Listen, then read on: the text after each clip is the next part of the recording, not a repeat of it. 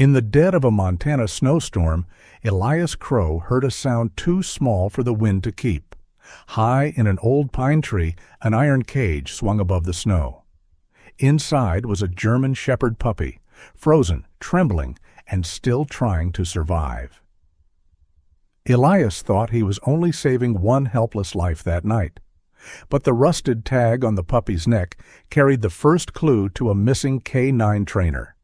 And in Red Willow Pass, mercy would force a whole town to face what it had called peace.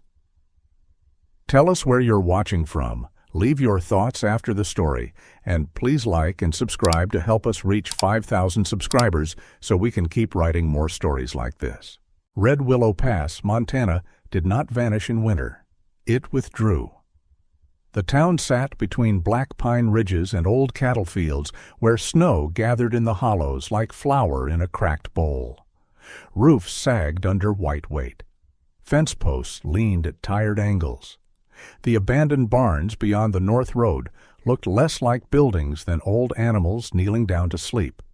In summer, Red Willow Pass had the smell of cut hay, hot dust, machine oil, and rain coming over the mountains.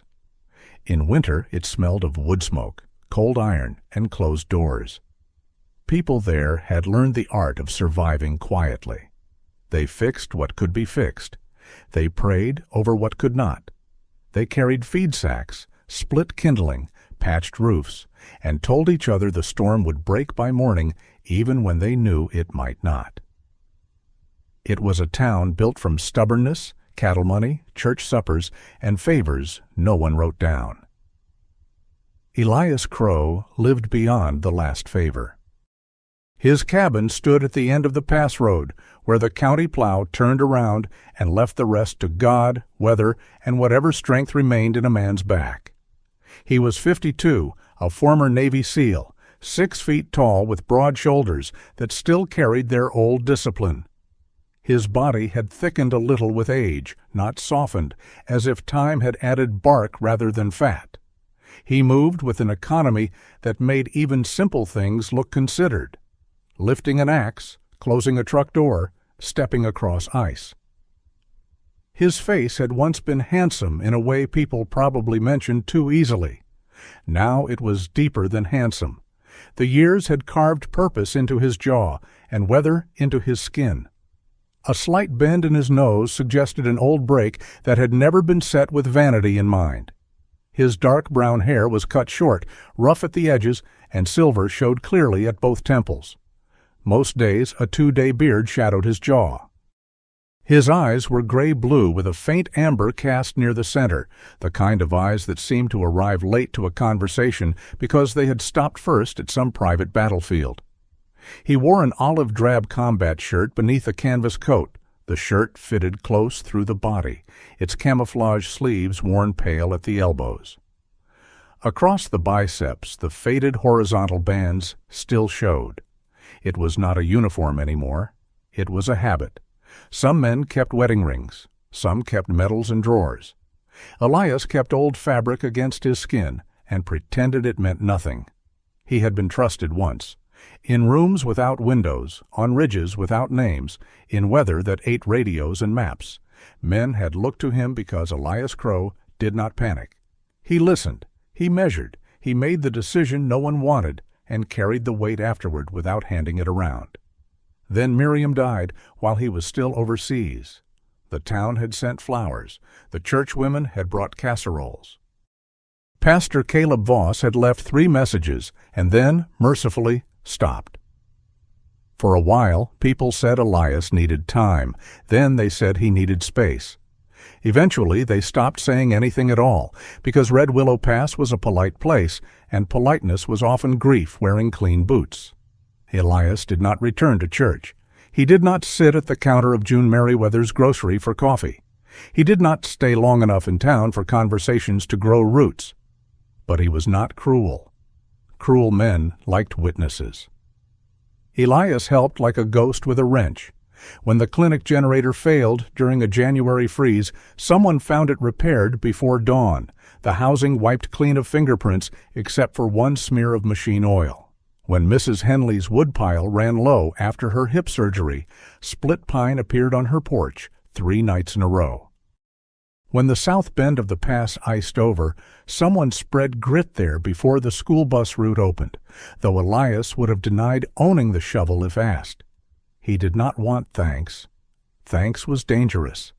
It opened a door, and behind that door waited questions. How are you sleeping, Elias? Are you eating?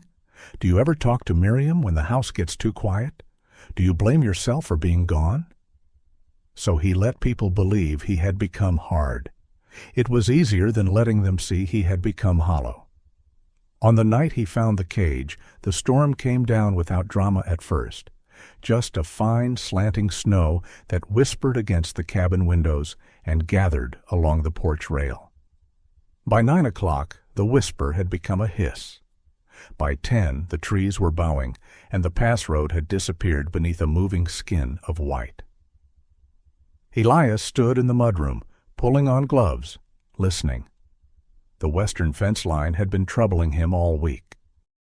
A section near the old logging cut had sagged after a pine came down, and if the wind pushed harder, the whole run might twist loose.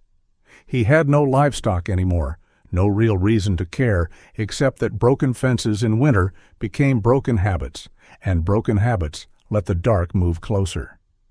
He took the truck. Its heater complained for the first mile, then surrendered warmth in tired bursts. Snow slapped the windshield. The wipers dragged half-frozen arcs across the glass. Beyond the headlights, the forest pressed close on both sides, black trunks rising from the drifts like the columns of some buried temple. Red Willow Pass slept behind him. Ahead lay only the old ranch road, the timber line, and the kind of night where a man could hear his own thoughts too clearly. Miriam had liked snow before she got sick. She had called it God's way of making everyone slow down, which Elias had privately considered a generous interpretation of bad driving conditions. She would stand at the cabin window with both hands wrapped around a mug, watching flakes gather on the rail, and say the world looked forgiven. He hated remembering that, not because it hurt. Hurt was familiar. He hated it because some part of him still wanted to turn toward the passenger seat and tell her the west fence was going to be a problem by morning. He hated that the silence beside him remained patient, as if waiting for him to learn something he had spent years refusing.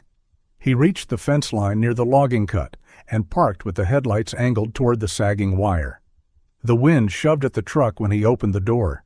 Cold struck his face, sharp enough to make his eyes water. He pulled his collar higher, grabbed the flashlight and bolt cutters from behind the seat, and walked toward the fence. The break was worse than he had expected. A pine limb had dropped across the upper strand, dragging 2 posts inward. Snow had packed around the base, hardening into an uneven berm. Elias worked for 20 minutes, cutting pressure off the wire, resetting one post well enough to last the night, and cursing once when the wind blew snow down the back of his collar. Then he heard it. Not a bark, not a howl. A small sound, thin and uneven, nearly lost beneath the wind. Elias stopped with one hand on the fence wire. The sound came again. At first he told himself it was a branch rubbing against old metal. There were plenty of deadfalls in that section of timber, and the storm could make a violin out of anything. He turned his flashlight toward the trees and waited. Wind, snow, the creak of pine, the soft ticking of ice against his coat. Then the sound returned, and something in it had breath. Elias went still in the way old training had taught him, not frightened, not brave, empty of unnecessary motion. He switched off the flashlight. Darkness folded over him. The noise came once more, weaker now, from uphill and left of the fence line. He turned the flashlight back on, but covered part of the beam with his gloved hand, letting only a narrow blade of light slip through. He moved into the trees. The forest swallowed the truck's headlights behind him. Snow rose past his boots. Branches scraped his sleeves. The beam caught bark, ice, a broken stump, the pale underside of a fallen limb. Nothing moved. Then something metal clicked above him. Elias lifted the light. For a moment his mind refused what his eyes found. A square iron cage hung from the lower branch of an old pine, maybe 8 feet off the ground, swaying slightly in the wind. It was suspended by a length of chain run through a rusted pulley, the kind hunters used to lift deer where coyotes could not reach. Frost coated the bars. Snow clung to the top and sides, making the cage look like a cruel lantern that had forgotten its flame. Inside, a German Shepherd puppy stood with its body pressed crookedly against the wire. It was yellow and black beneath the ice, though cold had dulled every color. The pup's legs were too long for its body, still awkward with youth. One ear had lifted nearly upright, the other folded at the tip, trembling. Its muzzle was scraped raw along both sides, where it had rubbed against the bars. Snow had frozen in small clumps along its shoulders and back. The puppy did not bark when the light touched it. It only looked down at Elias. That was worse. Elias had seen fear make noise. He had seen pain make silence. This was something beyond both, a creature too young to understand why the world had become iron, height, cold, and waiting. "Easy," Elias said. The word vanished into the storm. The puppy's eyes, amber and unfocused with exhaustion, shifted toward his voice. Its paws slipped on the cage floor. It tried to stand taller and failed. The cage swung. A faint whine escaped its throat. Elias moved fast then, but not recklessly. He found the rope tied off around the trunk beneath a crust of ice. The knot was stiff, half frozen, but it had not been made carelessly. Someone had known what they were doing. Someone had raised the cage high on purpose. Anger came first, hot and clean. Then he saw the blanket. A strip of old military wool lay inside the cage beneath the puppy's feet, stiff with frost. Near one corner were a few pieces of dog kibble, frozen into a dark clump. On the pulley hook, half hidden by ice, was a smear of old blood where a hand had slipped or been cut while hauling the chain. Elias stared at those things for a long breath. The anger changed shape. This was not a simple cruelty, not some drunk fool amusing himself with suffering. Someone had put the puppy above the reach of predators. Someone had left food. Someone had wrapped the bottom of the cage against the cold as best they could. Someone had meant to come back, and had not. The forest seemed to lean closer. The puppy made that small sound again, and this time Elias heard the plea beneath it. "Not rescue me. Not yet." It sounded more like, "Please finish what someone else began." "All right," he said, quieter now. "I see it." The pulley protested as he worked the rope loose. Ice cracked under his gloves. The cage jerked once, and the puppy collapsed against the side. Elias braced the chain with his shoulder, lowering it inch by inch, teeth clenched as the cold bit through his sleeves. When the cage reached the snow, he knelt beside it. The padlock was cheap but frozen solid. Elias took the bolt cutters and set the jaws around the shank. The first squeeze did nothing. His hands tightened. Somewhere in the trees, a branch snapped under snow. The puppy's head lifted, weak but sudden, eyes fixed past Elias's shoulder. He paused. The forest gave back only wind. Still, every old instinct in him rose. He listened for engine noise, voices, footsteps, the wrong kind of silence.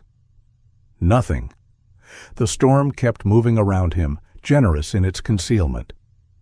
Elias set the cutters again and forced the handles together. The lock broke with a flat metallic crack. The puppy flinched so hard its shoulder struck the cage wall. "Easy," Elias said again, though he knew the word was a poor tool. He opened the door. The puppy did not come out. It pressed backward, eyes wide, body shaking. Freedom had arrived wearing the hands of a stranger, and the puppy had no reason to trust gifts from men. Elias sat back on his heels. Snow settled on his shoulders.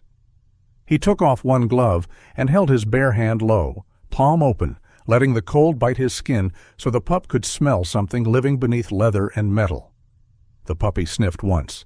Its nose was dry and cracked. Its breath came in little catches. It leaned forward, then stopped as if the air beyond the cage might have teeth. Elias did not reach in. He thought of Miriam standing at the cabin window, saying the world looked forgiven. He thought, with a bitterness that surprised him, that forgiveness was easy to admire from behind glass, harder to practice in a storm, kneeling before a creature that did not know whether your hands were mercy or another kind of trap. "I won't drag you," he said. The puppy blinked, then one paw crossed the threshold. It was a tiny act, ridiculous almost, one unsteady paw lowering onto snow. But Elias felt it land somewhere inside him. The second paw slipped.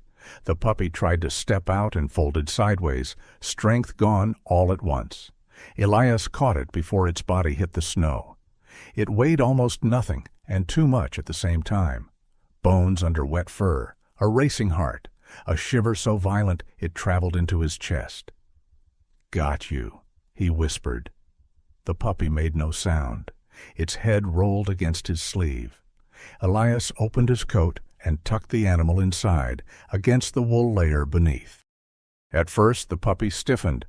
Then some final thread of resistance broke, and it pressed its cold face into him.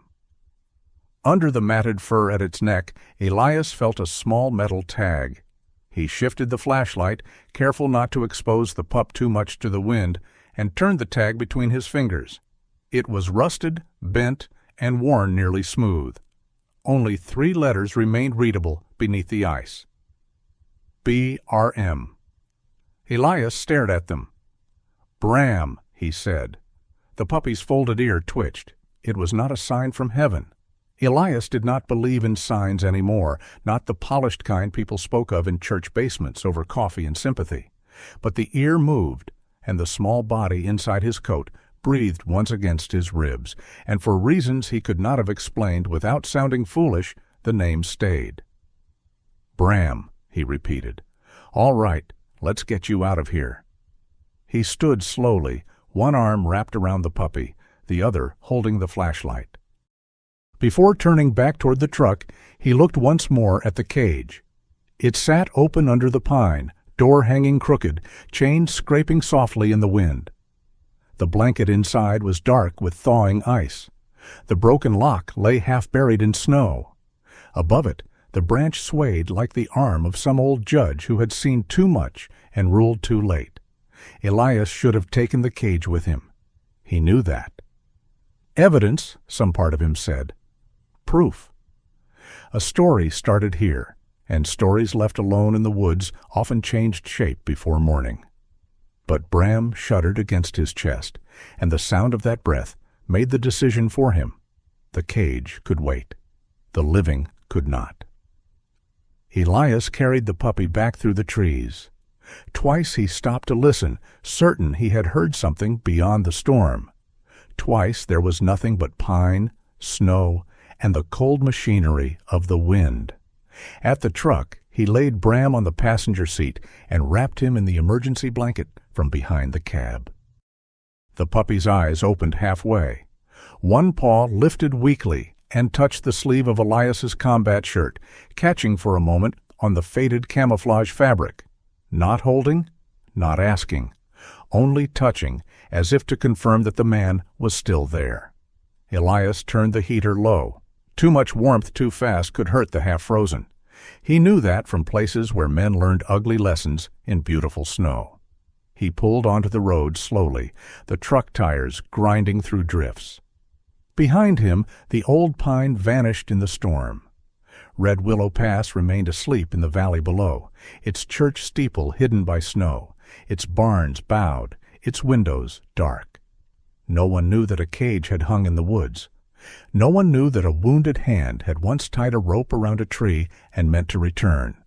No one knew that Elias Crowe, who had spent years avoiding every cry that might ask him to live among people again, had just answered one too small to ignore. Bram lay curled on the seat beside him, wrapped in silver emergency foil and Elias's old coat, the rusted tag resting against his throat. B.R.M. 3 letters. Almost nothing. Enough to become a name. Enough to keep breathing.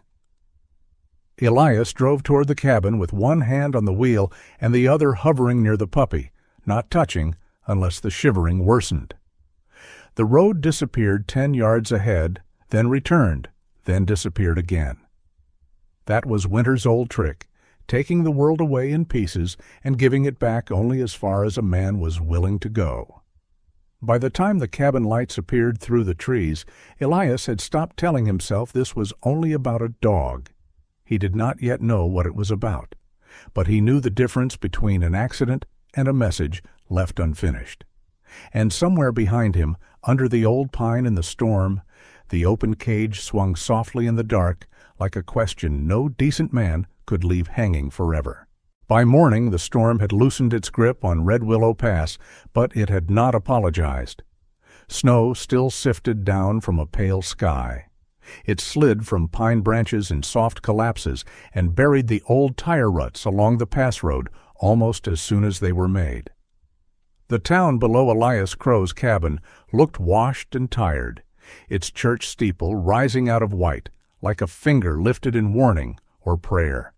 Smoke curled from chimneys. A plow groaned somewhere beyond the grocery. Life continued in small, stubborn noises. Inside the cabin, Bram lay on a folded wool blanket near the stove, not close enough for the heat to shock his frozen body, but near enough that warmth could find him by degrees. Elias had slept less than an hour. He had spent the night measuring the puppy's breathing, warming broth 1 spoon at a time, and changing towels when the ice melted out of the dog's coat. Every time the stove clicked, Bram flinched. Every time the wind pressed against the windows, his small body tightened as if expecting the whole house to lift into the trees. By dawn, Elias understood 2 things. The puppy was alive, and alive was not the same as safe. Bram's fur had begun to show its true color beneath the dirt and frost. Yellow wheat along his legs and cheeks, black saddle uneven across his back, cream at the chest like a thumbprint of snow that refused to melt. One ear had risen almost straight, the other folded at the tip, giving him a permanently uncertain expression that would have been comical if he had not looked so exhausted. Elias found himself noticing that ear more than he wanted to. "Don't make that face," he muttered, while wrapping Bram in the emergency blanket again. "I already know I'm taking you." The puppy blinked at him from the folds of silver foil and old wool. Elias loaded him into the truck with the care of a man handling a glass lantern in a windstorm. He set him on the passenger seat, tucked the blanket around him, and kept the heater low. Too much comfort too quickly could harm a body that had learned the language of cold. That was true of dogs. He suspected it was true of people, too, though he had spent years refusing the experiment. The drive into town felt longer than usual. Red Willow Pass had always been small, but after years of avoiding it, Elias saw it now like a stranger who still knew where every road turned. The boarded livery barn near the creek had finally lost part of its roof. The old Granger place sat empty, the porch crushed under snow. Pike feed and grain had its lights on early, the red-painted sign above the loading bay bright against the white morning. A truck was backed to the dock, 2 men moving sacks beneath yellow lamps. Elias did not slow down. Bram did. The puppy's head lifted a little from the blanket. His nose trembled. His eyes, half dull with weakness, fixed on the feed store as the truck passed. Then he sank back down, but not into sleep. His body had gone tight under the blanket. Elias noticed. He noticed and said nothing. Dr. Nora Whitcomb's clinic stood at the edge of Main Street, between the old cobbler's shop and a building that had been a tax office, then a quilting store, then nothing anyone could agree on. A wooden sign swung above the door, painted with a horse, a barn cat, and a dog whose ears had been repaired so many times by winter wind that one now looked permanently surprised. The parking lot had been shoveled recently and badly. Nora had done it herself, Elias guessed. The path to the door was crooked in a way that suggested anger rather than laziness. He carried Bram inside. The bell above the clinic door gave a tired jingle. Warm air struck him, carrying the smell of disinfectant, straw, wet fur, coffee gone too long on a burner, and the faint mineral tang of medicine. Somewhere in the back, a dog barked twice, then stopped after a woman's voice said, "That is not your concern, Mr. Pickles." Elias paused despite himself. A moment later, Dr. Nora Whitcomb appeared from behind a half-open door, wiping her hands on a towel. She was 41, compact and strong through the shoulders, with dark hair tied low at the nape of her neck and a few loose strands falling near her temples. Her face was not soft exactly, but animals probably mistook it for shelter. Her brown eyes moved first to Elias, then immediately to the bundle in his arms. Whatever greeting she had planned died there. "Exam room," she said. No surprise, no questions that wasted breath. Elias liked her for that before he remembered liking people was how trouble began. He followed her into a small room with a steel table, cabinets, a sink, and a window looking out toward the alley where snow had drifted over 2 old feed pallets. Nora pulled a thick towel from a warming cabinet and laid it on the table. "Set him here, slowly." Elias unwrapped Bram. Nora's expression changed by only a fraction, but Elias had spent a life reading fractions. Anger touched her eyes and was put away, not dismissed, stored for later use. "Well, little man," she said softly, not reaching for him yet. "You had a long night." Bram did not growl. He did not bark. His body flattened against the towel. His nose worked in tiny, dry movements, and when Nora lifted one hand, palm down, he squeezed his eyes shut. Nora stopped immediately. "That bad," she murmured. Elias stood near the door because standing near the table made him feel too involved. "Found him in the West Timber." I assumed he didn't make an appointment. The corner of Elias's mouth moved before he could stop it. Nora saw it and let it pass without comment. She lowered her hand again, slower this time, and spoke to Bram as if every sentence were a step laid across thin ice.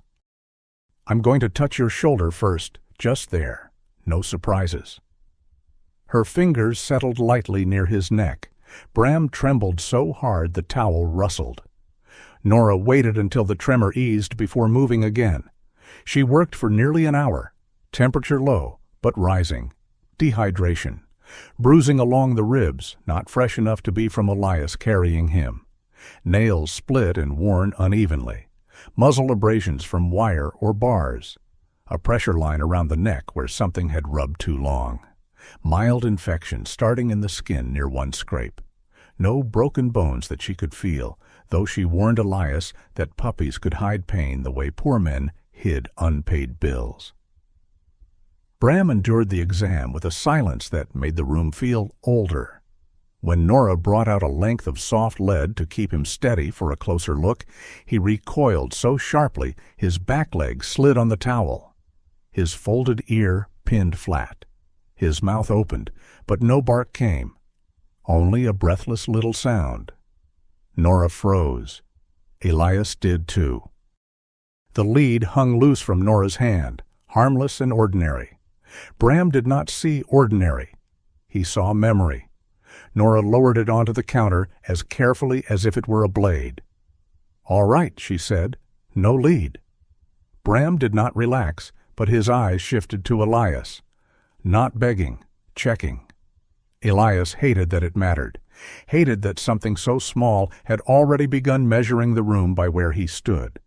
He stepped closer to the table. Bram's shaking eased by a little, not enough for anyone else to call it a change, but enough that Nora noticed. "So," she said, keeping her voice practical, "you are apparently his reference point." "I found him." That is how reference points begin. Elias looked toward the window. Nora did not press. Instead, she cleaned the muzzle wounds and applied ointment with almost ceremonial patience. She offered warmed fluids, then examined the rusted tag at Bram's neck. It had been attached to a narrow strip of old leather, too stiff and damaged to keep. "May I?" she asked. Elias almost asked why she was asking him. Then Bram's eyes turned toward him again. He nodded. Nora cut the strip rather than pulling it over the puppy's head. The tag came free into her palm. It was small, bent, and rusted around the hole. She rinsed it in a shallow tray, dried it with gauze, and carried it toward the exam light. The 3 letters emerged more clearly.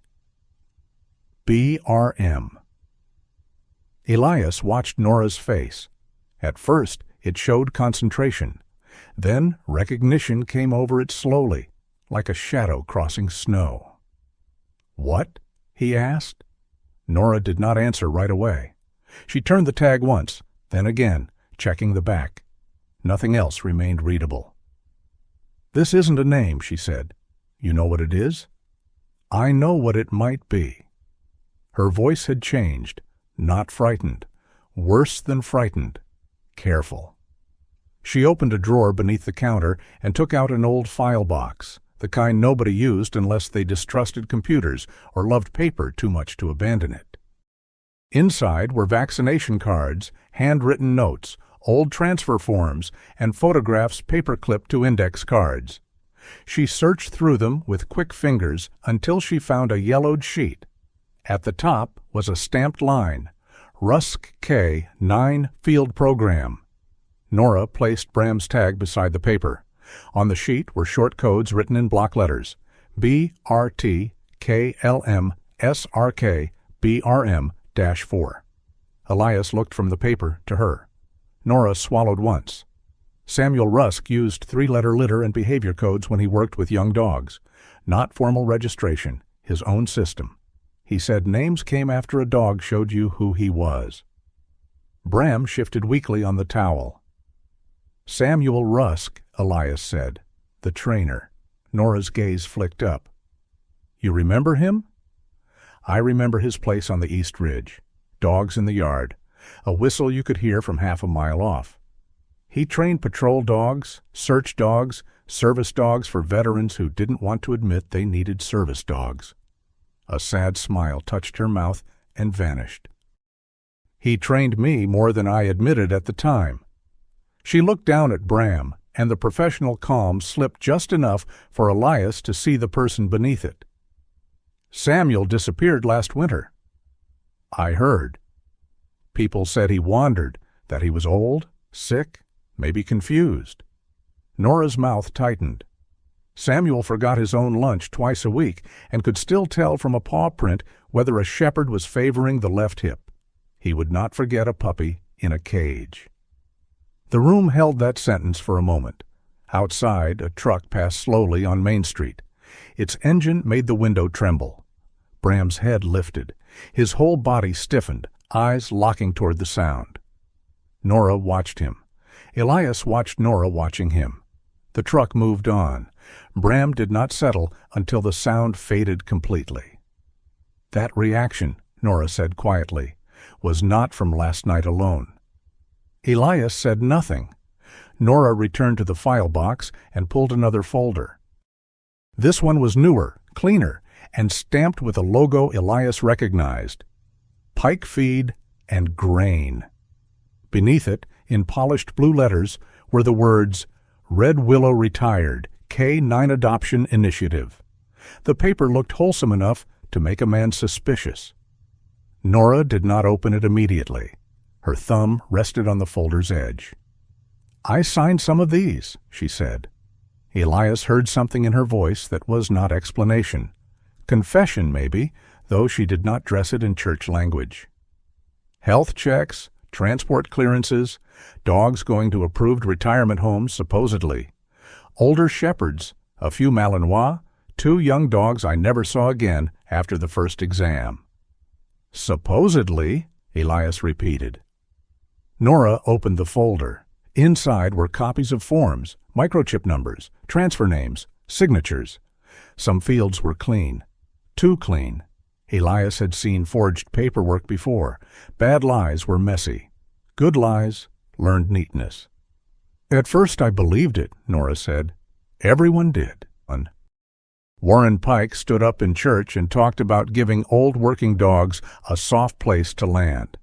He paid for winter feed when ranchers couldn't, covered heating oil for the fellowship hall, bought new tires for the volunteer ambulance. People don't look too closely at a man who keeps their pipes from freezing. She turned one page.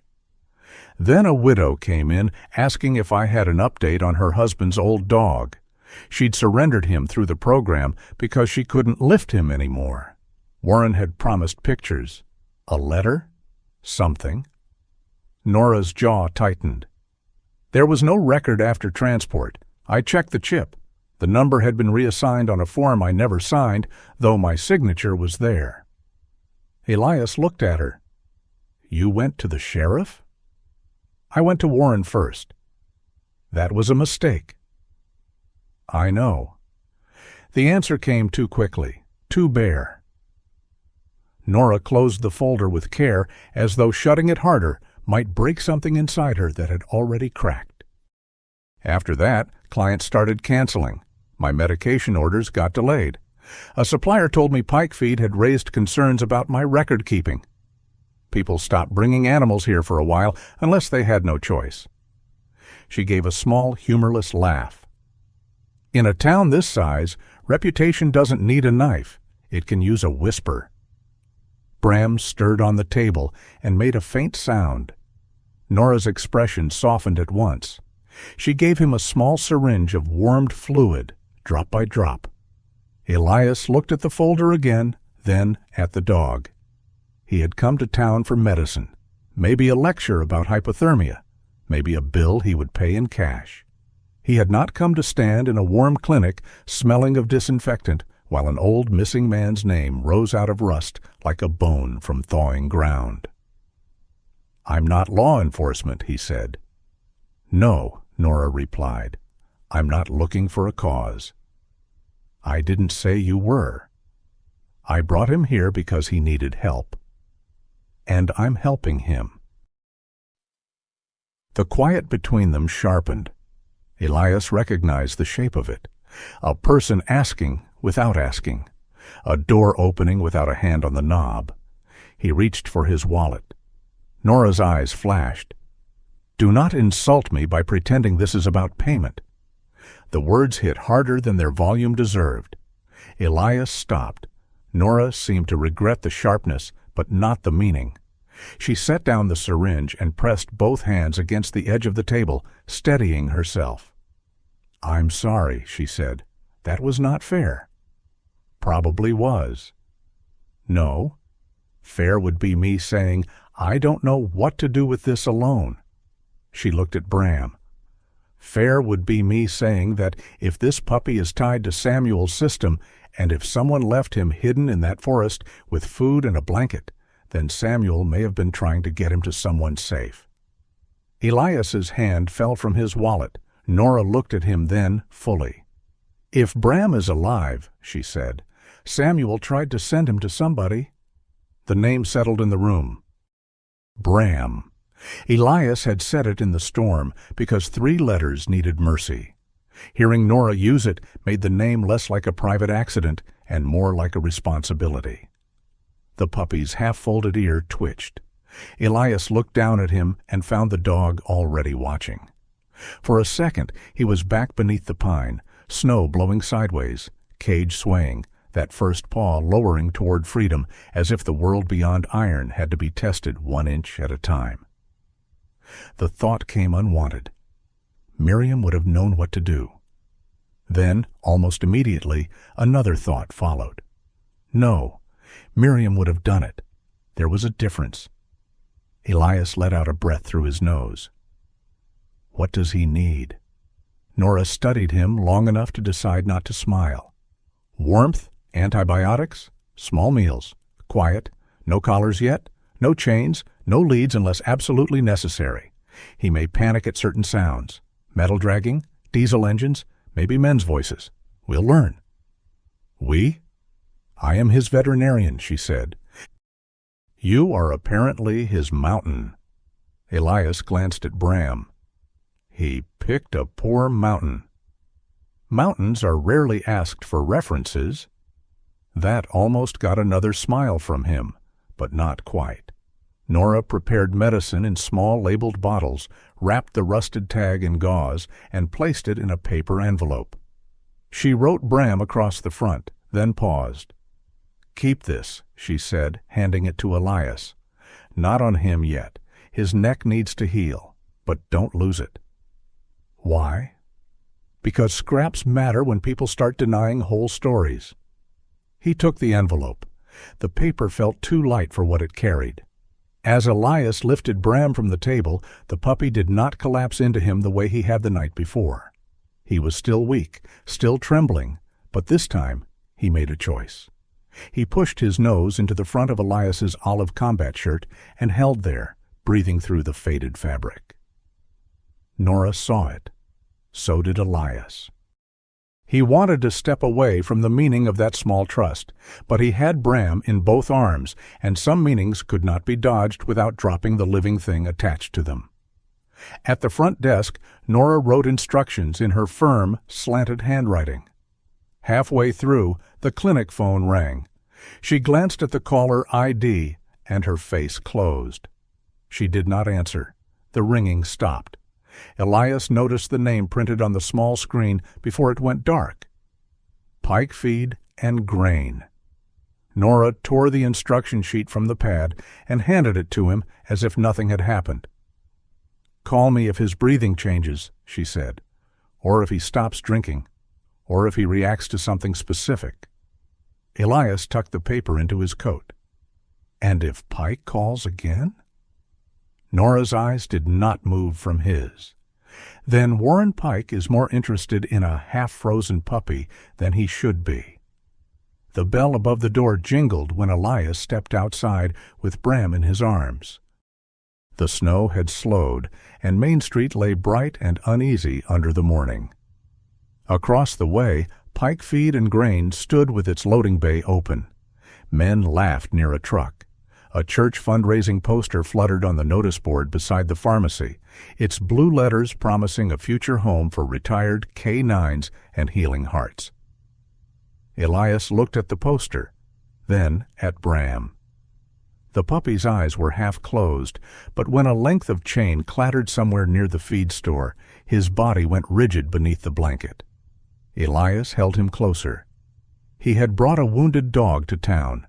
He was taking home a name, a rusted tag, a veterinarian's guilt, and the first thin edge of a story Red Willow Pass had tried very hard not to hear. Behind him, inside the clinic, the phone began ringing again. This time, Nora let it ring. For the next 4 days, the cabin learned the sound of a puppy surviving. It was not a grand sound. It was the small lap of water from a shallow bowl, the scrape of unsteady nails against pine floorboards, the soft thump of Bram's tail striking the blanket once, then stopping as if joy were something he had used up too quickly and needed to ration. Elias Crowe kept the stove fed, the broth warm, and the house quiet. He moved through his own rooms like a guest in a place now belonging to something more fragile than himself. The cabin had always been orderly. Tools hung by size, boots set heel to wall, firewood stacked with soldierly patience. Bram disturbed none of it on purpose, yet somehow changed everything. A towel had to stay near the stove. A water bowl sat where Elias once placed his coffee. The old canvas coat he had worn the night of the rescue no longer hung on the peg by the door. It lay folded beside Bram's blanket because the puppy slept better with his nose tucked into one sleeve. Elias told himself this was temporary. He told himself many things. Bram was still weak. His yellow and black coat had begun to shine beneath Nora Whitcomb's medicine, but the body under it remained too thin, too angular, all legs and watchful eyes. The right ear stood almost straight now, the left still bent at the tip, giving him the look of a small soldier who had misplaced half his helmet. He feared ordinary things. The pop of sap in the stove sent him under the table. The clank of a kettle lid made his body flatten. When Elias stepped into the mudroom one afternoon and dropped an old chain he used for hauling logs, Bram tried to rise so fast his legs tangled beneath him. He did not bark. He did not snarl. He simply folded into himself, shaking with a terror that had no room for noise. Elias picked up the chain and carried it outside. He stood in the snow for a long moment afterward, holding the rusted links in one gloved hand, looking toward the west timber. "Noted," he said to the empty yard. Inside, Bram watched him through the lower pane of the door, not trusting fully, not refusing either. That was how things grew between them. By inches, no one could celebrate without frightening them away. On the fifth morning, the wind changed. It came out of the west, sliding through the pines and down the pass with a dry, needling cold. Bram had been eating softened meat from a tin plate. The moment that wind pressed against the cabin, he stopped. His nose lifted, his body stiffened so completely that the meat slid from his mouth and dropped onto the plate. Elias, seated at the table with a cup of coffee gone bitter, looked over the rim. "No?" Bram turned toward the door. "No?" Elias repeated, though less convincingly.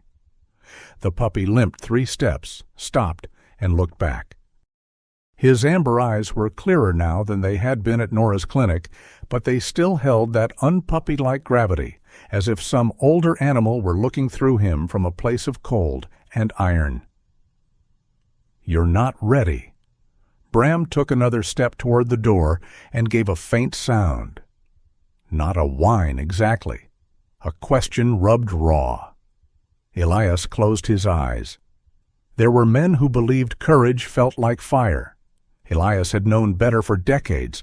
Most of the time, courage felt like irritation, like an unwanted knock, like a small living thing asking you to put your boots on when your coffee was still warm. He lasted until noon. Then he called Nora. "He keeps staring west," Elias said. On the other end, Nora was silent long enough for him to hear a dog barking somewhere in her clinic and the muffled sound of her hand covering the receiver. "Is he eating?" she asked. "Some." "Drinking?" "Yes." "Breathing clear?" "Clear enough." "Then go slow. No long distance. No climbing if he struggles." "And Elias?" He waited. "If he stops, you stop. He's not a compass. He's a puppy with trauma and a good nose." Elias looked at Bram, who sat by the door with one paw resting on the threshold as if politely holding his place in line. "I know." "I mean it." "So do I." Nora sighed. "That is what worries me." He hung up, packed water, bandages, a towel, and a strip of warmed jerky Bram had decided was acceptable tribute. He put on his olive combat shirt beneath the parka, wrapped Miriam's gray scarf once around his neck without thinking, then noticed and almost took it off. Almost? Bram did not tolerate a collar yet, so Elias did not force one. Instead, he carried him to the truck, drove slowly toward the west fence line, and parked near the place where the old pine stood beyond the trees. The cage was still there. Snow had softened its edges, but the open door remained visible beneath the branch. The broken lock had vanished under new powder. The chain hung slack, moving only when the wind found it. Bram did not look at the cage for long. That unsettled Elias more than if he had cowered. The puppy sniffed once near the trunk, sneezed, then turned away from the tree and faced deeper into the timber. "No," Elias said quietly. "That's where this started." Bram glanced back. His expression seemed to say that Elias had misunderstood the word started. He moved forward, not boldly, not like a trained dog taking a scent trail with proud certainty. Bram's progress was uneven, made of stops and small decisions. He sniffed the air, then the snow, then a low branch. Once he sat down abruptly and refused to continue until Elias noticed a thin loop of old cable half hidden between 2 saplings. It was rusted and probably years old, but Bram's body did not care about probably. Elias stepped over it and said, "Good." The word made Bram's bent ear twitch. They climbed slowly through the trees. Elias carried him over a drift that came chest-high on the puppy, then set him down when the ground leveled. The forest here was denser, quieter. Snow lay thick in the spaces between trunks, and the pines shut out the sky until daylight became greenish and old. After 20 minutes, Elias saw the roofline. A hunting shack stood in a shallow fold of land below a ridge of black rock nearly swallowed by snow. Its walls were made of weathered boards, its roof patched with tin and tar paper. One corner had sunk. Antlers hung above the door, one side broken off, so the skull looked like some unlucky monarch who had lost half his crown. Bram stopped 10 feet from the door. The puppy's legs trembled, but not from exhaustion alone. He lowered his nose toward the snow, then raised it toward the shack, his tail tucked. His eyes flicked to Elias. Elias crouched beside him. "You know this place." Bram leaned against his boot for 1 second. Then he stepped away, as if embarrassed by needing the contact. The door was swollen with ice. Elias had to shoulder it twice before it gave. The smell inside was stale and sharp: damp wood, old smoke, mouse droppings, cold ash, canned food gone metallic, and beneath all of it, something human. Not death. Presence. The shack had one room, a narrow bunk, a rusted stove, pegs on the wall, a shelf with 2 dented tins, and a cracked lantern. Snow had blown through gaps in the boards and drifted across the floor. Whoever had stayed here had tried to keep order and slowly lost the fight. Elias stepped inside first. Bram remained at the threshold, ears uneven, nose working hard. On the bunk lay a folded military blanket, damp and stiff with cold. Beside it sat a plastic pill bottle with the label half torn away. Elias lifted it to the light from the doorway. Antibiotics. Expired 6 months ago. Prescribed to Samuel Rusk. The name sat there in black letters, plain as a church bell. Elias felt the shack narrow around him. He searched carefully then, not as a scavenger, not even as a rescuer, but as a man entering another man's last argument with the world. Empty bean cans under the bunk, waterproof matches ruined by moisture, a tin cup, a strip of rawhide, 2 squares of dog kibble wrapped in wax paper, a small Bible swollen thick from damp, its pages curled like leaves after frost. Inside the front cover, written in careful block letters, was a name: Samuel A. Rusk. Beneath it, in a different hand, perhaps older, perhaps simply steadier, someone had written, "For the days when God seems late." Elias stared at that line longer than he meant to. He had never liked religious phrases that tried to make pain tidy, but this one did not tidy anything. It only admitted lateness. Behind him, Bram gave a soft sound. Elias turned. The puppy had entered the shack. He moved with his belly low, not sniffing everywhere now, but toward one corner beneath a loose board where snow had drifted in. He pawed once, then stopped, looking back at Elias. "Easy," Elias said. He lifted the board. Beneath it was a packet wrapped in plastic bread bags and tied with electrical tape. The outer layer had gone brittle with cold.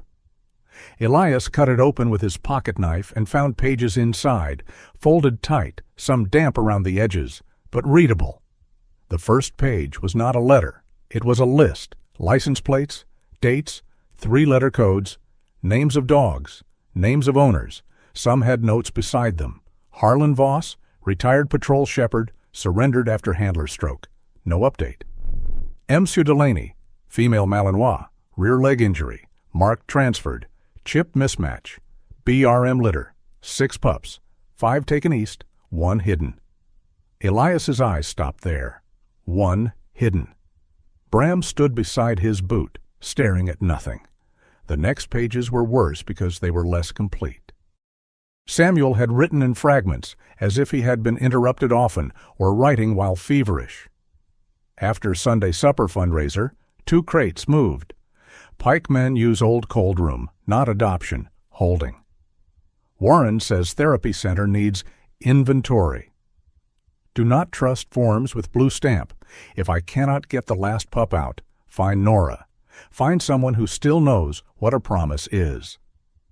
Elias read the last line twice. He did not like being named by implication. No one had written Elias Crowe on those pages. No ghostly finger pointed at him. Yet the word struck anyway, not because they accused him, but because they were too broad to escape. Someone who still knows what a promise is. The cabin in his mind shifted. Miriam's scarf at his neck seemed suddenly heavier. He remembered standing beside her hospital bed on a video call with bad connection, promising he would come home soon. He had meant it. God help him, he had meant every word, meaning a promise did not make it kept. Bram nudged his boot. Not hard, just enough to return him to the shack. Elias folded the pages carefully and slid them into the inner pocket of his parka. There were more markings on the back of one sheet, a rough map scratched in pencil. Pike feed and grain. A line toward an old service road.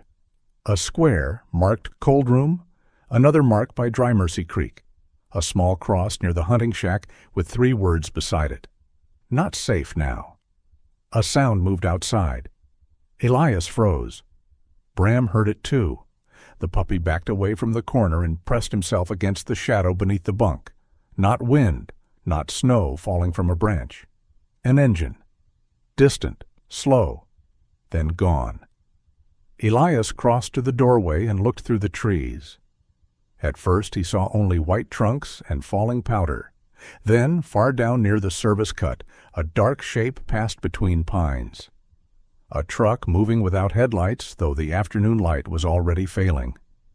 It vanished before he could make out the make or color. Elias waited. The forest gave him the same answer it always gave men who came too late. Silence. He returned to the shack and found Bram under the bunk with something in his mouth. A glove, old leather, stiff with cold, one finger torn. Bram held it gently, as if even his teeth understood reverence. He crawled out slowly and placed it at Elias's feet. Then he gave a small, broken whine. Elias knelt. The glove smelled of damp leather, wood smoke, dog, and medicine. To Elias it was only an object. To Bram it was a person, or the last doorway to one. "Samuel," Elias said. Bram lowered his head to the floor. There was no miracle in it, no shining beam through the broken roof. Only a half-starved puppy, an old glove, and a man who suddenly understood that grief was not always about the dead. Sometimes grief began before you knew whether someone was gone. Elias wrapped the glove in a clean cloth from his pack. "We're taking it," he said. Bram did not move until Elias reached down and let him smell it once more. Then the puppy stood, weary but willing. They left the shack as the light began to thin. Outside, Elias saw what he had missed on the way in. Tire marks near the lower service road, half covered by the latest snowfall, but not old enough to be from before the storm. The tread pattern cut clean through the crust, then turned where someone had backed carefully between 2 pines. Someone had returned after the snow. Someone had either searched the shack or planned to. Elias photographed the tracks with his phone, placing his boot beside them for scale. Then he looked back at the little hunting shack, its broken antlers above the door, its dark mouth open to the winter. Samuel Rusk was no longer just a missing man in a town story. He was a handprint on a pulley, a Bible swollen with water, a glove carried by a puppy, a list of dogs that had gone into paper and not come back out. Elias carried Bram part of the way to the truck when the puppy's limp worsened. Bram did not protest. He rested his chin against Elias's shoulder, nose near Miriam's gray scarf, and breathed with small, exhausted shivers. At the truck, Elias looked once toward the service cut. No engine now. No movement. Still, the old part of him made note of direction, distance, tire depth, visibility, possible routes toward town. He disliked how quickly the math returned. He disliked more how useful it felt. He did not go home. He drove to Nora's clinic. By the time he arrived, Main Street had gone blue with evening. The clinic lights were still on. Nora opened the back door before he knocked, as if she had been expecting trouble to arrive wrapped in snow. "You went," she said. "He went," Elias replied, nodding toward Bram. Nora took one look at the puppy's muddy paws, then at Elias's face, and did not waste time scolding either of them. Inside, under the exam room light, Elias spread the damp pages across a clean towel. Nora stood over them, one hand pressed to her mouth. The professional mask she had worn in the previous visit did not fall away all at once. It cracked in fine lines. She touched one microchip number with a gloved finger. "I signed this clearance," she whispered. Elias said nothing. She moved to another line, then another. "This one too." The room felt colder than it had any right to feel. Nora turned away, then forced herself back. Her eyes were bright, but she did not cry. Some guilt was too busy for tears. "I thought they were going to homes," she said. "I asked for updates. Warren said the families were private. He said old handlers needed dignity. He made it sound kind." Bram, lying on a towel near the heater, lifted his head at her voice. Nora looked at him, and something in her face changed from shame into decision. "No," she said softly, not to Elias, not even to Bram, but to whatever part of herself had been trying to survive on excuses. "No more." She took out her phone and photographed every page, every code, every name. Then she opened a locked cabinet and removed the Pike feed folder Elias had seen before. One by one, she began matching Samuel's notes to her own records. Outside, snow tapped against the clinic window. Inside, Bram slept at last, one paw resting on the old leather glove wrapped in cloth. Elias stood beside the table, watching Nora build a bridge out of paper between what people had believed and what someone had tried to warn them about. He had thought the cage was the beginning. Now he understood it had been only the part of the story desperate enough to cry out. Warren Pike did not look like a man who needed darkness. That was the first trouble with him. In Red Willow Pass, men with dirty business usually carried it somewhere on their clothes. A stain that would not wash out. A nervous laugh. Mud on the wrong boots at the wrong hour. But Warren moved through town clean as a Sunday hymn. He was 57, broad through the chest, with silver hair combed neatly to one side and a square, ruddy face that seemed made for church foyers, bank offices, and photographs beside donation checks. He shook hands with both of his, as if lending warmth were part of his trade. Pike Feed and Grain stood near the center of town, its red sign bright against the snow, its loading bays lit before sunrise and after dark. In summer, the place smelled of hay dust and molasses feed. In winter, it smelled of burlap, diesel, and the hard comfort of livestock surviving one more week. For many families, Warren was not just the owner. He was the reason a herd had not been sold in February, the reason the church furnace had run through the coldest spell, the reason a widow had feed on credit and no one at the counter made her feel poor for it. He had paid for snow tires on the volunteer ambulance. He had covered half the cost of repairs after the fellowship hall roof leaked. He knew whose son had enlisted, whose husband had fallen ill, whose ranch was one bad calving season from foreclosure. That kind of man was difficult to accuse, not because he was innocent, because too many people had built part of their gratitude around him.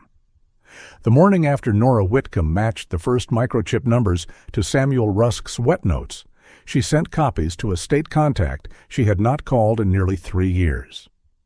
Trooper Maeve Callahan replied within 40 minutes. She did not waste punctuation. Need original photos. Need chain of custody. Do not confront Pike. Dog reactions are not evidence. Paper is a start, not a case. Nora read the message aloud in the clinic's back room, her phone lying on the metal exam table between her and Elias. Bram slept on a towel near the heater, one paw curled over the cloth-wrapped glove from the hunting shack. Elias leaned against the cabinet, arms folded, looking at Maeve's message as if it had personally disappointed him. "She always this warm?" he asked. She once told a county prosecutor his theory had the structural integrity of wet cereal, Nora said. That was her being polite. "Good?" Nora glanced at him. "Good?" Polite people ruin cases by wanting things to feel better too early. Nora looked down at Samuel's notes spread beside her own records. The papers had dried overnight but still held a faint ripple, as if the water had left memory in the fibers. Her handwriting appeared on 3 of the forms. Seeing it beside Samuel's coded warnings had changed the room. It had turned ordinary ink into a bruise. "Maeve investigated a transport operation near Helena," Nora said. "Private security outfit. Dogs moved under training contracts. Some were retired working dogs. Some weren't supposed to be sold at all. She thought Warren was connected somehow, but the trucks were registered under other names, and the paperwork always arrived too clean." "Too clean," Elias repeated. Nora heard the edge in his voice. "What?" "Bad men with good secretaries are worse than bad men with guns." That was when the clinic phone rang. Both of them looked at it. Nora let it ring. Bram lifted his head, still heavy with sleep. His bent ear twitched at the sound, but he did not panic. He had begun, barely, to separate clinic noises from cage noises. It was a small victory, too quiet for applause. The ringing stopped. A minute later, Nora's phone buzzed with a new message from Maeve. "Observe only. Get a witness if one exists. No hero work." Elias read it upside down. "She know me? No?" "Then that's just prejudice." "It's experience." By noon, they had a plan careful enough to irritate him. Nora stayed at the clinic and built a packet for Maeve. Scanned health clearances, chip numbers, the photographs from the hunting shack, and Samuel's list. Elias drove through town alone, past the feed store twice without slowing, then parked near the closed hardware shop where he could see the loading bay reflected in the dusty glass. He did not take Bram. The puppy was not bait. He was not a badge. He was not proof anyone had a right to parade. So Bram stayed at the clinic with Nora, asleep beside Samuel's glove, while Elias watched men move sacks of feed in and out of the warehouse. The work looked ordinary. That was the second trouble. Ordinary things made excellent cover. A forklift beeped, a man laughed, another cursed when a pallet shifted. A woman in a knit cap came to pay for chicken feed and left with Warren carrying one of the bags to her truck like a gentleman from an advertisement. At 2 o'clock, Pastor Caleb Voss walked out with a receipt and a paper sack of furnace filters. Warren touched the old pastor's shoulder as they spoke, leaning close, concerned, beneficent. Elias watched Caleb smile weakly. There it was again. Gratitude. Debt. The invisible rope by which good people were led. A black utility truck backed to the far loading door around 3. No logo. Montana plates crusted with salt and snow. 2 men Elias did not know lifted metal crates from inside, not dog crates exactly, but close enough in shape that his attention sharpened. The crates were empty, or appeared to be. One man carried them easily. The other kept looking toward Main Street. Elias took photographs from inside his truck, phone braced low against the steering wheel. Then Warren stepped out of the office. He wore a dark wool coat and black leather gloves, too polished for the loading dock. Snow touched his shoulders and melted immediately, as if even weather knew better than to linger. He spoke briefly to the men, smiling once. One of them handed him a clipboard. Warren signed without reading. Elias zoomed in. Not enough. He lowered the phone. Across the street, reflected in the hardware store glass, Warren looked up. For one long second, their gazes almost met through reflection and distance. Elias did not move. Warren smiled anyway. Not at him. Not exactly. At the possibility of him. By late afternoon, Elias returned to the clinic with the photographs and a strip of dark fabric he had found snagged on a splintered pallet near the public side of the loading area. He had not crossed any locked boundary. He had not broken into anything. Maeve Callahan would have been proud, or at least less annoyed. Nora was not. "You took something from Pike Feed?" "From a public alley." That distinction matters to attorneys and no one else. It was hanging on a pallet. Elias? I used gloves?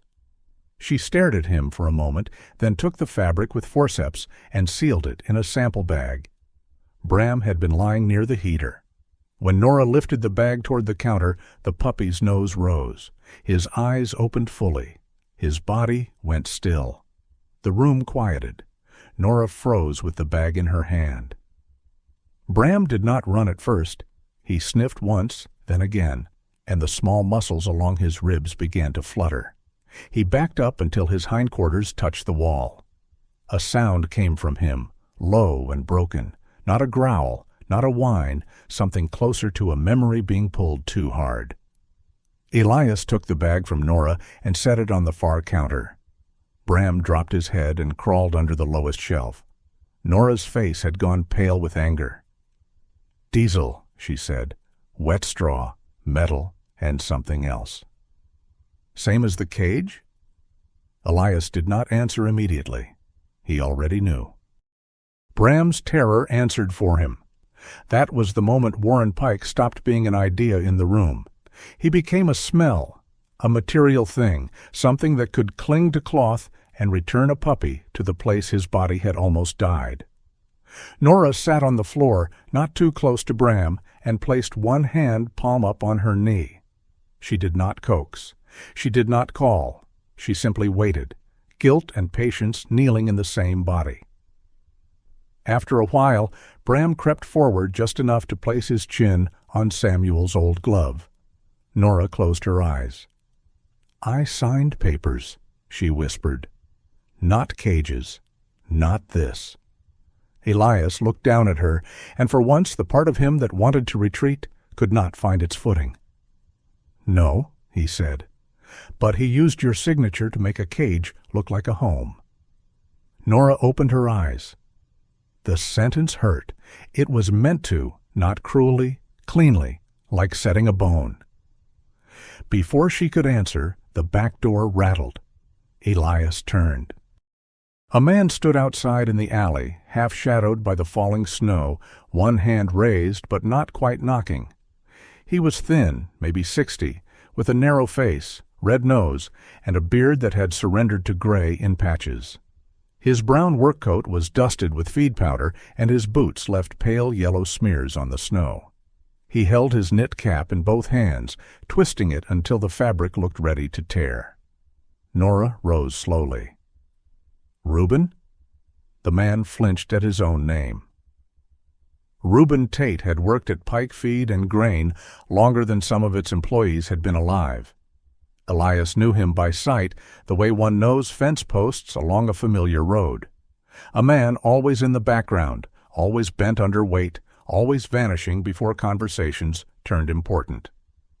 "I shouldn't be here," Reuben said through the glass. Nora unlocked the door. Cold rushed in with him. Reuben stepped inside, saw Elias, and nearly stepped back out. "No," he said. "No, I can't." "Then don't," Elias said. "But close the door." "You're letting heat out." It was the wrong thing and the right thing. Reuben blinked, confused by ordinary instruction, then obeyed. He stood in the back room trembling, cap in hand, eyes moving from Nora to Elias to the sample bag on the counter. Then he saw Bram under the shelf. His face changed. Not recognition exactly. Worse, confirmation. "You found the pup," Reuben said. Nora's voice went very quiet. "You knew about him?" Reuben shook his head too fast. "No, I heard there was one missing. Warren said coyotes got it. Said Samuel lost his mind over a bad litter and ran off." Bram shifted beneath the shelf. Reuben looked at him, then looked away, shame climbing his neck in red blotches. Elias did not move closer. Men like Reuben did not need pressure. They lived inside pressure. What they needed was somewhere for truth to land without immediately killing them. "What do you move at night?" Elias asked. Reuben's mouth opened. Nothing came out. He reached into his coat pocket and closed his hand around something. Elias saw the motion. A small wooden keychain appeared between Reuben's fingers, carved into the shape of a horse worn smooth by years of worry. "My wife made this," Reuben said. No one had asked. Nora softened but did not interrupt. "Before she got sick, she used to say I could make a lie sound like a cough, like I didn't mean to do it, but there it was anyway." He rubbed the little horse with his thumb. "I've been coughing a long time." Elias waited. Reuben looked at Bram again. "They told me the dogs were going to training sites, private handlers, security work, better than dying old in barns or getting put down when widows couldn't lift them anymore. That's what Warren said. Useful lives, respectful transfer." "And you believed it?" Nora asked. Reuben flinched at her tone. "I needed to." The words emptied the room. There was no defense in them. Only the shabby truth of a man who had owed too much money to ask the next question. "My trailer's on Pike land," he said. "My heat comes off their line. My back medicine goes on Warren's account at the pharmacy when I come up short. You think I don't know what that makes me? I know." He squeezed the horse until his knuckles whitened. But knowing and saying ain't twins. Elias thought of every anonymous cord of firewood he had left on porches, every repaired machine. Every time he had told himself hidden kindness counted enough. Maybe sometimes it did. Maybe sometimes hiding was only another name for fear with good manners. "What's under the warehouse?" Elias asked. Reuben's head came up sharply. Nora looked at Elias, then back to Reuben. "There is something under it?" she asked. Reuben swallowed. "Old cold room," he said. "From before Warren's father bought the place, used to store seed, vaccines, things that needed steady temperature. Has a drain in the floor and walls thick enough to keep sound odd." His voice thinned. "Last fall, Warren had new locks put on, said it was for inventory control. After that, only him, Roy Bell, and out-of-state drivers went down there." "Dogs?" Nora asked. Reuben's face crumpled a little. "I heard them." Bram made a small sound from under the shelf. Reuben sank into the nearest chair as if his knees had quit. "I told myself it was temporary," he said. "I told myself if they were barking, they were alive. That's the kind of math a coward does." No one corrected him. Some truths did not need mercy right away. They needed air. Reuben reached into his coat and pulled out a folded delivery slip, damp around the edges. "I took this from the office trash. Thought about burning it, thought about putting it back, thought about pretending I never saw it." He laid it on the exam table. "Truck due tomorrow night. No company name. Just a route number and a note. Lower transfer if weather holds." Nora photographed it before touching it. Elias read the destination code. It matched one of Samuel's wet notes. Reuben looked toward the door. "If Warren knows I came here—" "He doesn't," Nora said. Reuben gave her a sad look. "Warren knows when folks start breathing different." The clinic bell rang in the front room. All four of them froze, not the phone, the front door. Nora moved first, wiping her face clean of every emotion except professional annoyance. Elias motioned Reuben toward the supply closet. Reuben obeyed without pride. Bram remained under the shelf, silent except for his breathing. Nora stepped into the front room. Elias stayed where he could hear. A man's voice filled the clinic, warm and polished. "Nora, I saw your lights and thought I'd check whether you needed feed for the strays after this storm." Warren Pike. Elias felt the room change around that voice. Even the heater seemed to lower itself. Nora answered evenly. "That's kind, Warren. I'm stocked." "I'm sure you are." A pause. Paper rustled. "I also heard Elias Crowe brought in a dog, German Shepherd pup. Poor thing, from what people say." People. There had been no people. Only Nora, Elias, maybe the clinic phone, maybe eyes at the feed store, maybe a town that had learned to pass information the way pines passed wind. "He brought in a patient," Nora said. "That's all." Of course. Of course?" Warren sounded wounded by the need to clarify his own generosity. "If there are costs, my foundation can cover them.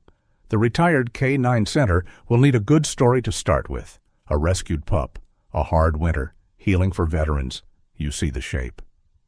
Elias closed his hand slowly. Under the shelf, Bram began to tremble. Warren's voice softened. "We could do something beautiful with a dog like that."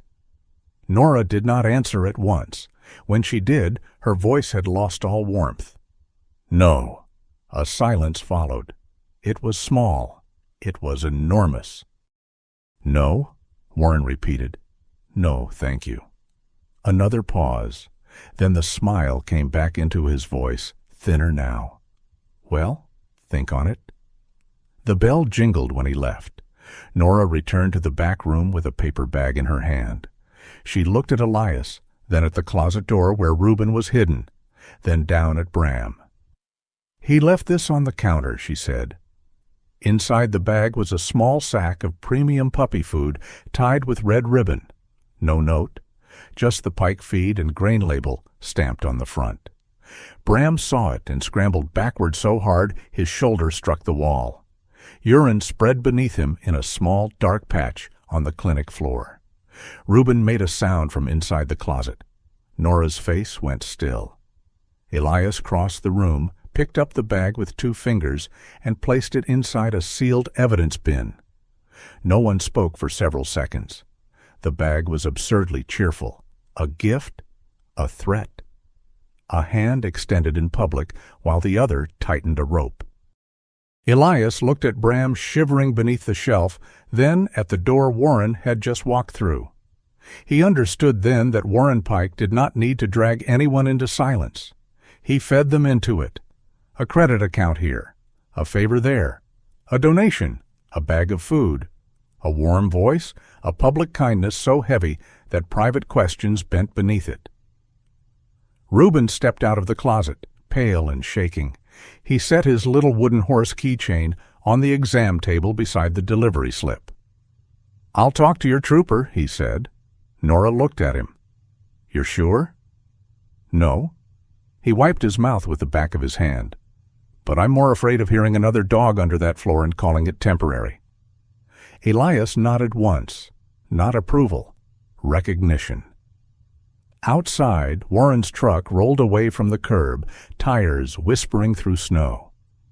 Inside, Nora locked the clinic door and turned the sign to closed, though it was still afternoon.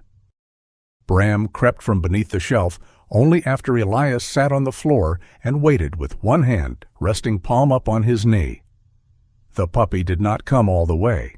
He placed one paw on Elias's boot. That was enough. By evening, Nora had sent Maeve the delivery slip, the photographs, the fabric sample report notes, and Reuben's name. Elias carried Bram back to the truck wrapped in a clean towel, Samuel's glove tucked safely in the bag with the wet notes.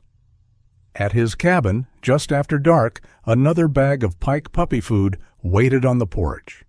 This one had a note pinned to the ribbon. "Feed the animal. Don't give the town more to fear." Elias stood in the porch light, reading the words while snow gathered on his shoulders. Bram, bundled inside his coat, sniffed once toward the bag and began to shake. The fear was not loud. That made it worse. Elias looked down the dark pass road toward town, where Warren Pike's feed store lights burned like a promise everyone had mistaken for warmth. Then he carried Bram inside, locked the door, and left the bag outside in the snow. For years, Elias had survived by being the quiet man at the edge of Red Willow Pass. Warren had just asked him to remain exactly that. And for the first time in a very long while, Elias found he did not want to obey. Elias Crowe did not go to the parsonage because he had recovered his faith. He went because Samuel Rusk's wet notes had mentioned Pastor Caleb Voss 3 times. That was enough. Snow had stopped falling by late morning, leaving Red Willow Pass beneath a hard, bright cold.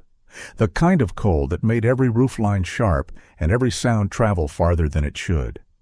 The church stood at the center of town with its white steeple pointing into the winter sky, modest and stubborn, like an old finger reminding heaven it had not been forgotten. Elias parked across the street and sat in the truck longer than necessary. Bram lay curled on the passenger seat inside a blanket Nora had warmed before sending them off. The puppy had gained a little strength, but he still carried weakness the way some people carried secrets, close to the ribs, hidden until movement exposed it. His left ear remained folded at the tip. His nose rested on Samuel's old leather glove, wrapped now in clean cloth. Elias looked at the church. He had stood inside it once beside Miriam, her hand tucked through his arm, her voice rising quietly through hymns she knew by heart. After she died, Pastor Caleb had called, then visited, then left notes in the mailbox. Elias had answered none of them, not because Caleb had done wrong, because kindness had. Kindness had brought casseroles to the door when Miriam was already under the ground. Kindness had told him God was near when Elias felt only distance. Kindness had worn soft faces and asked whether he wanted company, and Elias had learned there were things more dangerous than being alone.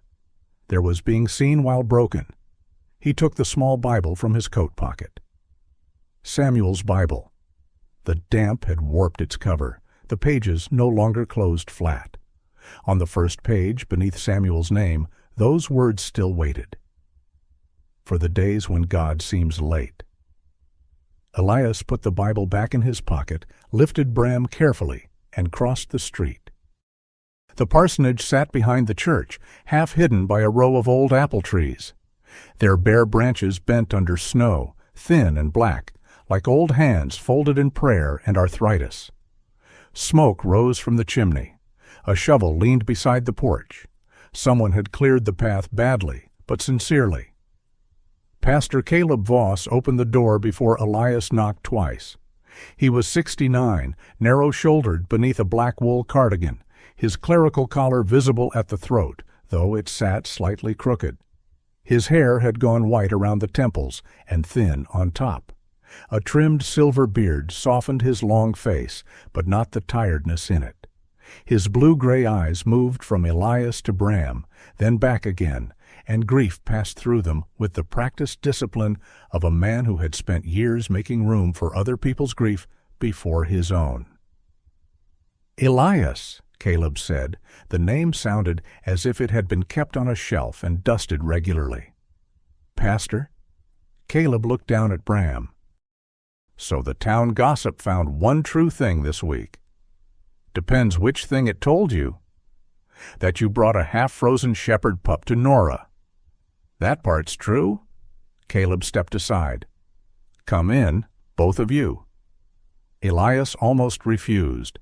The house smelled of old books, coffee, beeswax polish, and the faint medicinal scent of cough drops.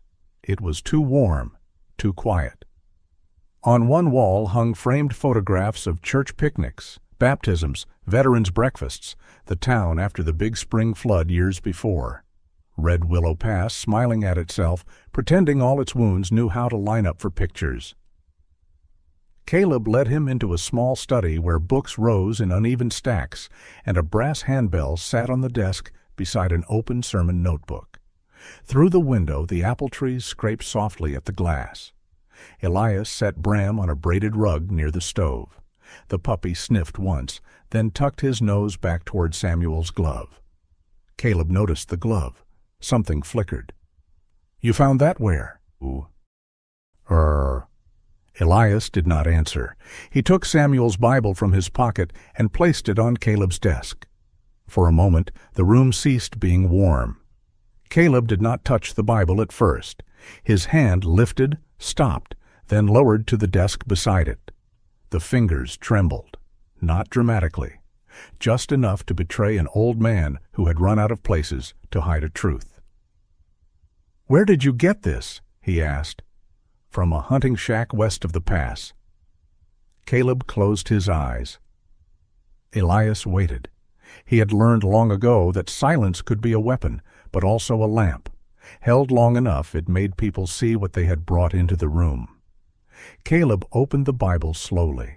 The warped pages whispered against one another. His thumb found the inscription as if it had always known the way. "For the days when God seems late," he read. His voice cracked on late. "Samuel hated sentimental religion," Caleb said after a while. "People thought he didn't believe because he refused to decorate his faith. But he did, fiercely. Like a man holding a rope in bad weather." "Why was your name in his notes?" Caleb sat down. The chair made a small complaint beneath him. "He came here," he said, "last winter," before he vanished. Elias remained standing. Caleb looked older suddenly, not in body alone, but in permission, as if the story he had kept had been aging inside him and now stepped out wearing his face. He said Warren Pike was using the retired K-9 adoption program as a net. Dogs surrendered by old handlers, injured rescue dogs, young shepherds from strong lines. He said some were being moved out of state under private training contracts. He had names, suspicions, a few plates. Not enough. Not then. "Did you believe him?" Caleb's eyes moved toward the church through the wall, as if he could see the sanctuary from where he sat. "I believed Samuel was frightened. That's not the same." "No." The word hung there, small and guilty. Caleb pressed both hands flat on the desk. "Years ago, before you came back for good, this town nearly tore itself apart over an accusation against a ranch family, theft, fraud. Everyone chose sides before anyone had proof. Friendships broke. A man lost his lease. His wife stopped coming to church. 6 months later, it turned out the accusation had come from a bookkeeper covering her own mistake." His mouth tightened. "I preached peace after that until I was sick of the sound of my own voice. I promised myself I would never help light that kind of fire again." "So Samuel came to you?" "Yes." "And you told him to wait?" Caleb flinched, though Elias had not raised his voice. "I told him to gather more, to be careful, to avoid public accusation until he had something that would stand." He looked at the Bible.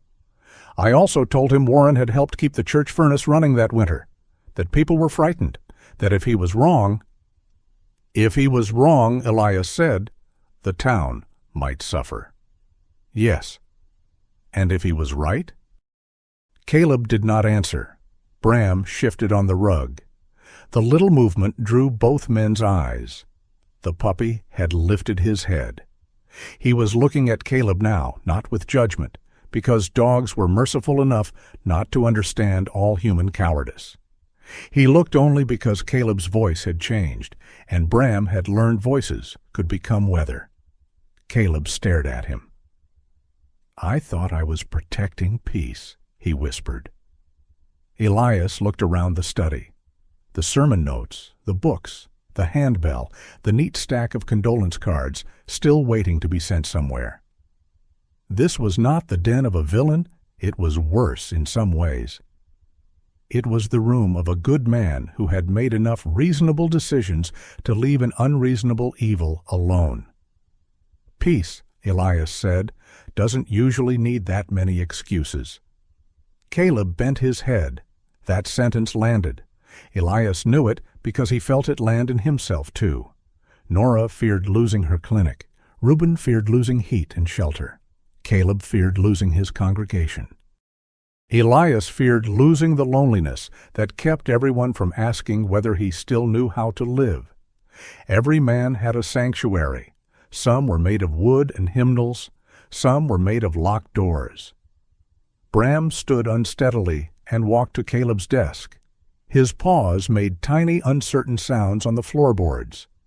Elias began to move, but Caleb raised one hand slightly, asking without words. The puppy stopped beside the chair and sniffed the edge of Samuel's Bible. Then he sat. Caleb covered his mouth with one hand. That was the moment something in the old pastor broke cleanly rather than shattering. His eyes filled, but he did not weep. He reached into the lower drawer of his desk and removed a small metal box. "I kept what he left," Caleb said. "That was my compromise with conscience, a coward's compromise, but still." He opened the box. Inside lay an old flip phone, a ring of keys, and a folded note, yellowed at the crease. Caleb handed the keys to Elias first. There were 3, one brass, one steel, one with a red plastic cap worn almost smooth. "Samuel's training yard," Caleb said. "East Ridge. He left them with me years ago in case of emergency. After he vanished, Warren asked whether I had any property documents, any spare keys. I said no." "For once," Elias said, "a useful lie." Caleb gave a small, pained smile. "I have lived long enough to find that useful lies and harmful silence often wear the same coat." He picked up the old phone next. "It has one message. Samuel called me the night before the storm took him. I missed it. I was at Warren's fundraiser in the fellowship hall." His fingers trembled more now. "By the time I listened, Samuel was gone." He turned the phone on. The screen glowed weakly. Caleb navigated by memory and set it on the desk. A hiss of old audio filled the study. Then Samuel Rusk's voice came through, thin, rough, and breathless. "Caleb, if I don't come back, don't let him sanctify it." Static.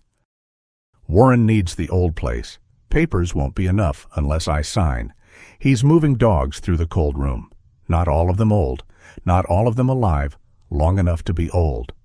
A cough, wet and sharp.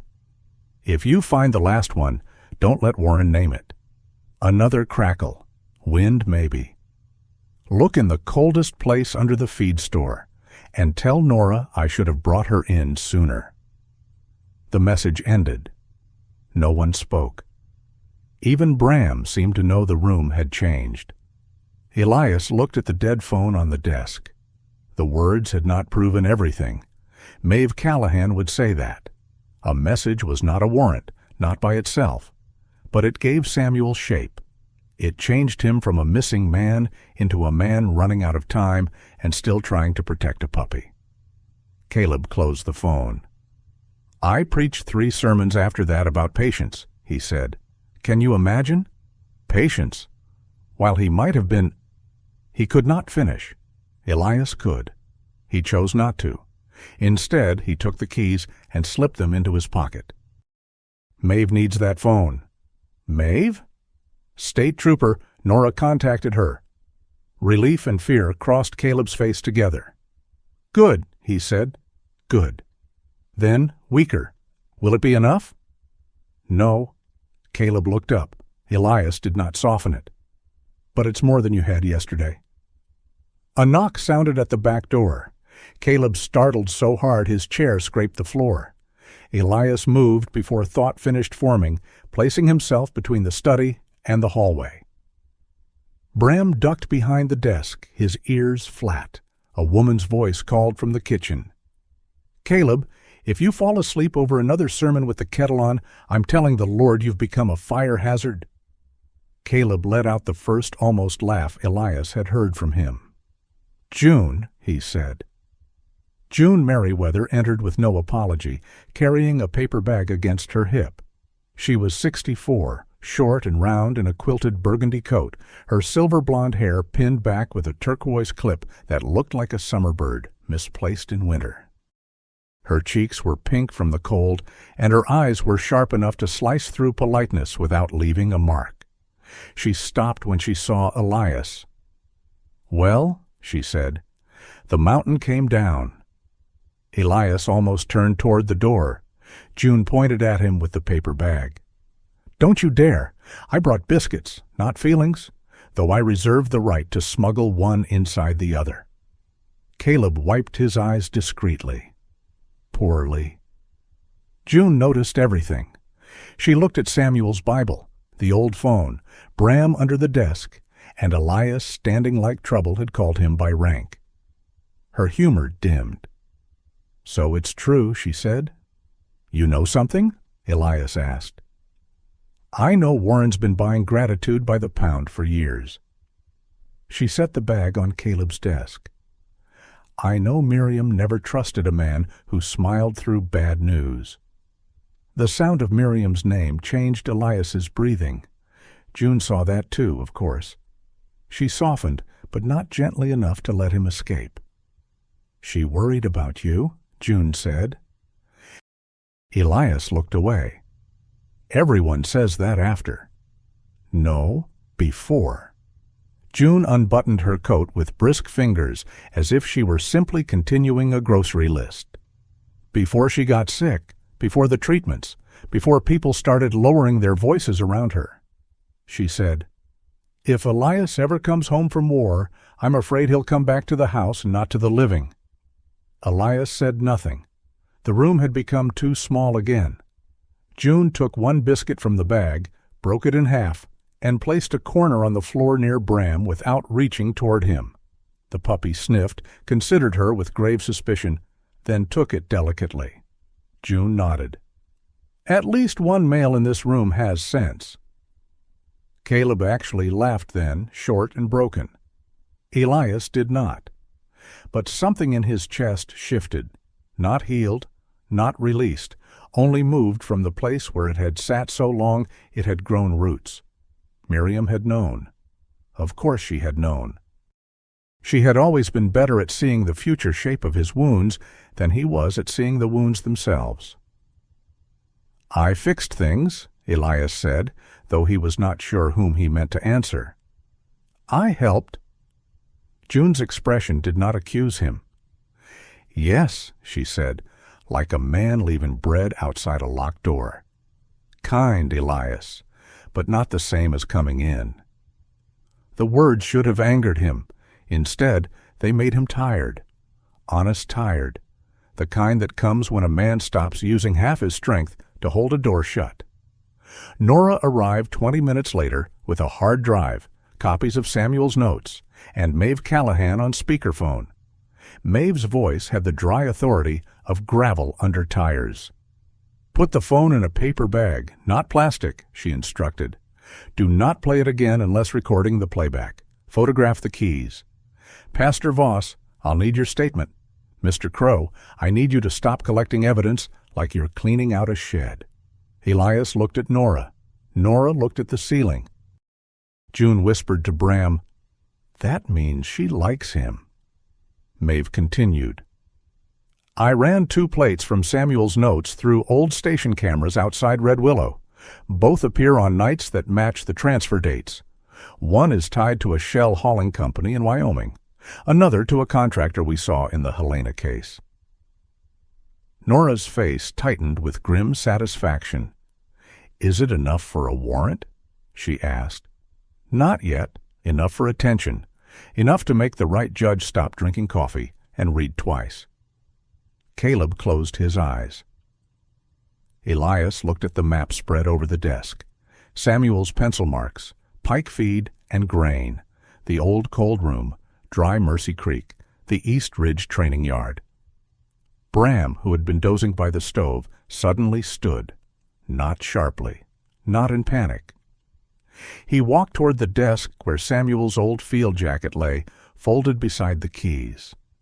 Caleb must have taken it from the metal box without Elias noticing, or perhaps it had been there under the Bible all along. The jacket was faded olive canvas, worn smooth at the cuffs, smelling faintly of cold smoke, leather, and the man who had once carried Bram away from danger. Bram pressed his nose into the jacket. His body began to shake. Nora reached toward him, then stopped herself. Elias knelt beside the desk and unfolded Samuel's rough map to make room. The jacket brushed the paper as he moved it aside. Bram followed the smell, pawing once at the fabric, then at the map beneath it. His small paw landed near the square Samuel had marked "Cold Room." Then he scratched. Once, twice. Not with understanding of lines or words, not with some miraculous intelligence. He was following scent, fear, memory, the invisible thread Samuel had left in cloth, paper, and a puppy's body. Maeve's voice came through the phone. "What's happening?" Nora answered slowly. "Bram is reacting to Samuel's jacket, strongly. It's making him focus on the cold room mark." "That doesn't prove location," Maeve said. "No," Elias replied, watching Bram tremble over the map. "But Samuel's message does." Caleb picked up the handbell from his desk and held it as if it had suddenly become heavy. "Coldest place under the feed store," he whispered. No one in the room said what all of them understood. Samuel Rusk might not be a body in the past. He might be a man still hidden somewhere beneath Warren Pike's clean, generous town. Outside, the apple branches scratched at the window in the wind, patient as old witnesses. Inside, Bram rested his chin on the cold room mark and would not move. The second storm came over Red Willow Pass like a verdict no one could appeal. By dusk, the ridges had vanished behind sheets of white. Snow crossed Main Street sideways, erased tire tracks as soon as they were made, and turned every porch light into a blurred amber halo. The church bell tower disappeared from the waist down. Pike feed and grain glowed at the far end of town, its loading bay lamps burning yellow through the storm like watchful eyes. Trooper Maeve Callahan arrived at Nora Whitcomb's clinic just after 7. She did not enter like a rescuer in a story. She entered like bad weather with paperwork. Maeve was 46, lean and deliberate, in a dark winter trooper's jacket with a soft vest beneath it and a small state badge at her belt. Her chestnut hair was pulled back under a knit cap. A narrow scar cut through the outer edge of her left eyebrow, pale against wind-reddened skin. She carried a yellow waterproof notebook, 2 radios, and the expression of a woman who trusted neither courage nor luck unless both were supported by evidence. "Reuben's delivery slip matches the route code in Rusk's notes," she said, setting her notebook on Nora's exam table.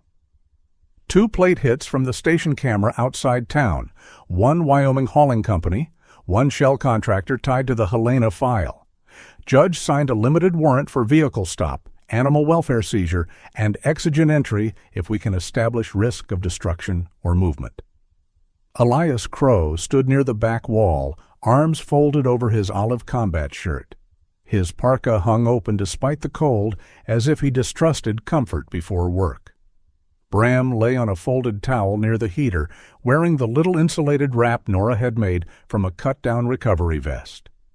The puppy looked absurdly small in it, like a knight dressed by worried grandmothers. He was awake. That worried Elias. Bram had slept in fragments since Caleb played Samuel's old voicemail. Each time wind struck the clinic windows, he lifted his head. Each time a diesel truck passed, his folded ear flattened. Yet he did not hide now.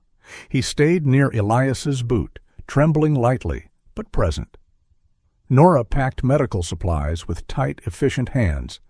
Blankets, muzzles she hoped not to use, saline, warming pads, microchip scanner, soft leads, sedatives for emergencies only. Her red-brown rescue parka hung over the chair. She had not raised her voice all evening, which told Elias she was more frightened than she wanted anyone to know. Pastor Caleb Voss arrived last, carrying his small brass handbell wrapped in a scarf. Maeve looked at it. "No," she said. Caleb blinked. "I beg your pardon?" "No improvising symbolic acts in my operation." The old pastor's face colored. Elias almost smiled. Almost. Caleb drew himself up, thin and weary in his black wool coat, snow melting along his shoulders. "Trooper Callahan, I have spent a year mistaking silence for wisdom. Tonight, I intend to make a sound. I will make it from a safe distance if instructed, but I will make it." Maeve studied him for a long second. Then she wrote something in her notebook. "Safe distance, no heroics. If I say back, you go back." Caleb nodded. "That bell gets one chance to be useful," Maeve added. Caleb held it closer. "It has waited longer than I have." The plan was not elegant. Good plans rarely were. Reuben Tate had called Nora from a payphone behind the closed laundromat, voice shaking so badly she had to ask him to repeat every third word. Warren was moving early. 3 vehicles, maybe 4. Lower transfer. Dry Mercy route. Cold room cleared by midnight. Samuel not mentioned, but Reuben heard Roy Bell say, "Old man rides separate if Pike says so." That was enough to turn suspicion into time. Maeve would set her team at the eastern service cut and another unit near the bridge approach. County deputies would block the lower road once the trucks were committed.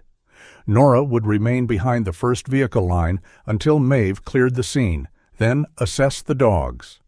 Caleb had contacted 4 older church members he trusted, people Warren could not easily dismiss as outsiders, and told them only to park where Maeve instructed, keep engines running, and watch.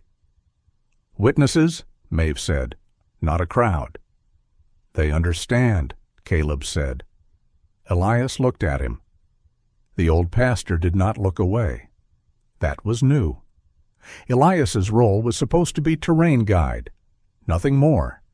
He knew the logging spurs around Dry Mercy Creek, the washout near the old bridge, the place where snow drifted deep enough to swallow a truck tire, and the narrow stand of pines where men could approach without being seen too early.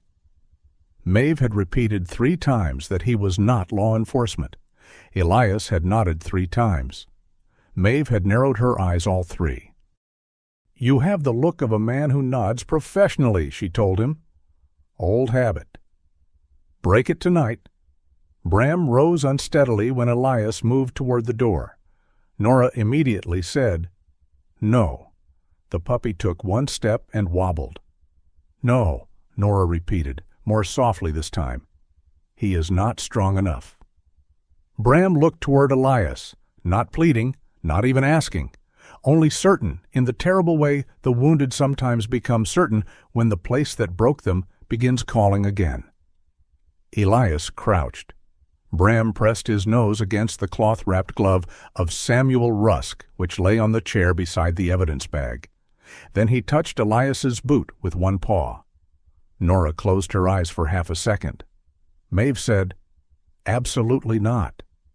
Elias did not answer her. He looked at Nora.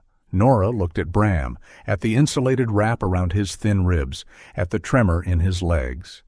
Her face worked through fear, medicine, anger, and finally the kind of mercy that did not feel merciful to give. "He stays behind the line," she said. "He does not approach vehicles until I say. He does not leave your arms if he falters. If he starts respiratory distress, we turn back, case or no case." Maeve stared at her. "Doctor?" Nora's voice sharpened. "Trooper, that puppy is connected to Samuel by scent in ways your warrant cannot be. I hate it. I am not proud of it. But if Samuel is being moved and Bram can identify something we cannot see, I would rather manage the risk than pretend the risk isn't already happening." Maeve looked at Elias. "If that dog gets hurt because one of you needed a miracle?" "No miracles," Elias said. "Only limits." For some reason, that satisfied her less than he hoped and more than he expected. They left the clinic at 9:30. The convoy moved without sirens. 2 state vehicles, a county deputy's SUV, Nora's rescue van, and Elias's truck tucked between them. Snow hit the windshield so hard it sounded like thrown sand. Bram lay on the passenger seat, wrapped in the recovery vest and Elias's old coat, his nose working whenever the vents pulled in air from outside. Near the turnoff to Dry Mercy Road, they killed headlights. The world became dark blue and white. Elias guided them by memory and low radio instructions. The road narrowed, then dipped beneath old pines. Wind had carved the snow into ridges across the track. Twice, Maeve's lead vehicle slowed, where Elias warned of hidden ice. Once, a deputy had to reverse and take a wider angle around a drift. No one spoke more than necessary. That was how Elias knew they were afraid, in the right way. At the holding point, engines went quiet one by one. The silence after them felt enormous. In the distance, beyond the creek bend, faint yellow light moved through the trees. Trucks. Maeve lifted binoculars. 3 vehicles, she said over the radio. No visible logos. Box truck in the middle, pickup lead, van rear.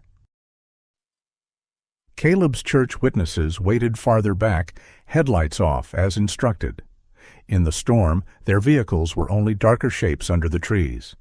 Not a crowd, not a rescue party, just eyes. Maybe that was what the town had lacked most for a year.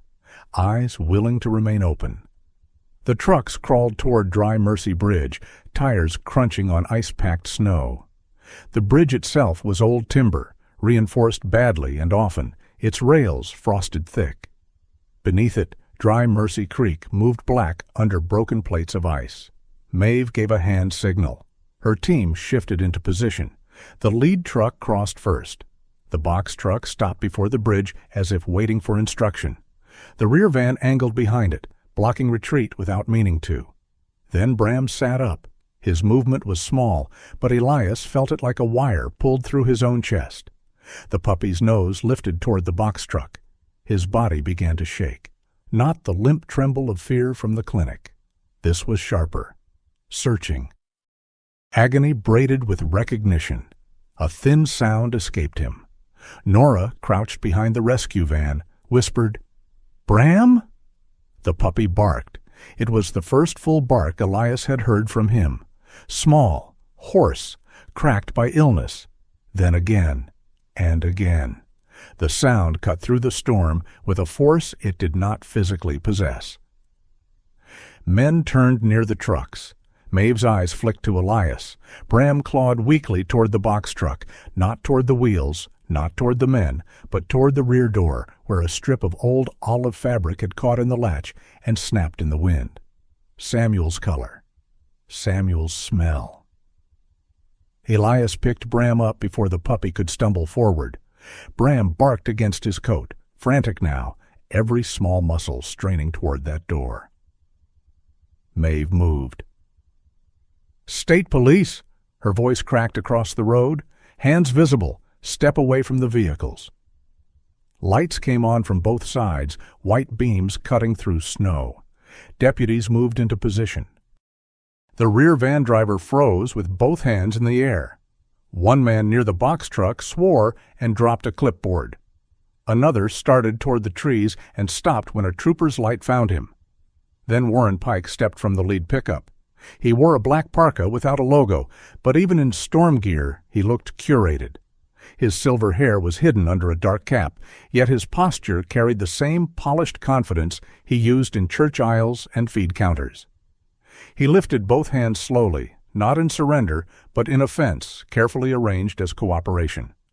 "Trooper Callahan," he called, "this is a lawful transport." Maeve did not lower her flashlight. "Then you'll enjoy showing me the paperwork." Warren's gaze moved past her and found Elias holding Bram. For a fraction of a second, the warmth left his face. Then it returned. "Elias," he said, almost sadly, "you should have stayed out of this. That animal has made you unwell." Bram barked until the sound broke into coughing. Elias held him closer. Nora moved to Bram's side, one hand hovering near his ribs, counting breaths even while her eyes burned toward Warren. "You put him in a cage," she said. Warren sighed. "Doctor, your emotional state is understandable. You've had difficulties with record-keeping before. I would caution you against making accusations in front of officers." Nora went very still. The insult had been wrapped in velvet, but everyone near enough heard the blade. Maeve stepped between them.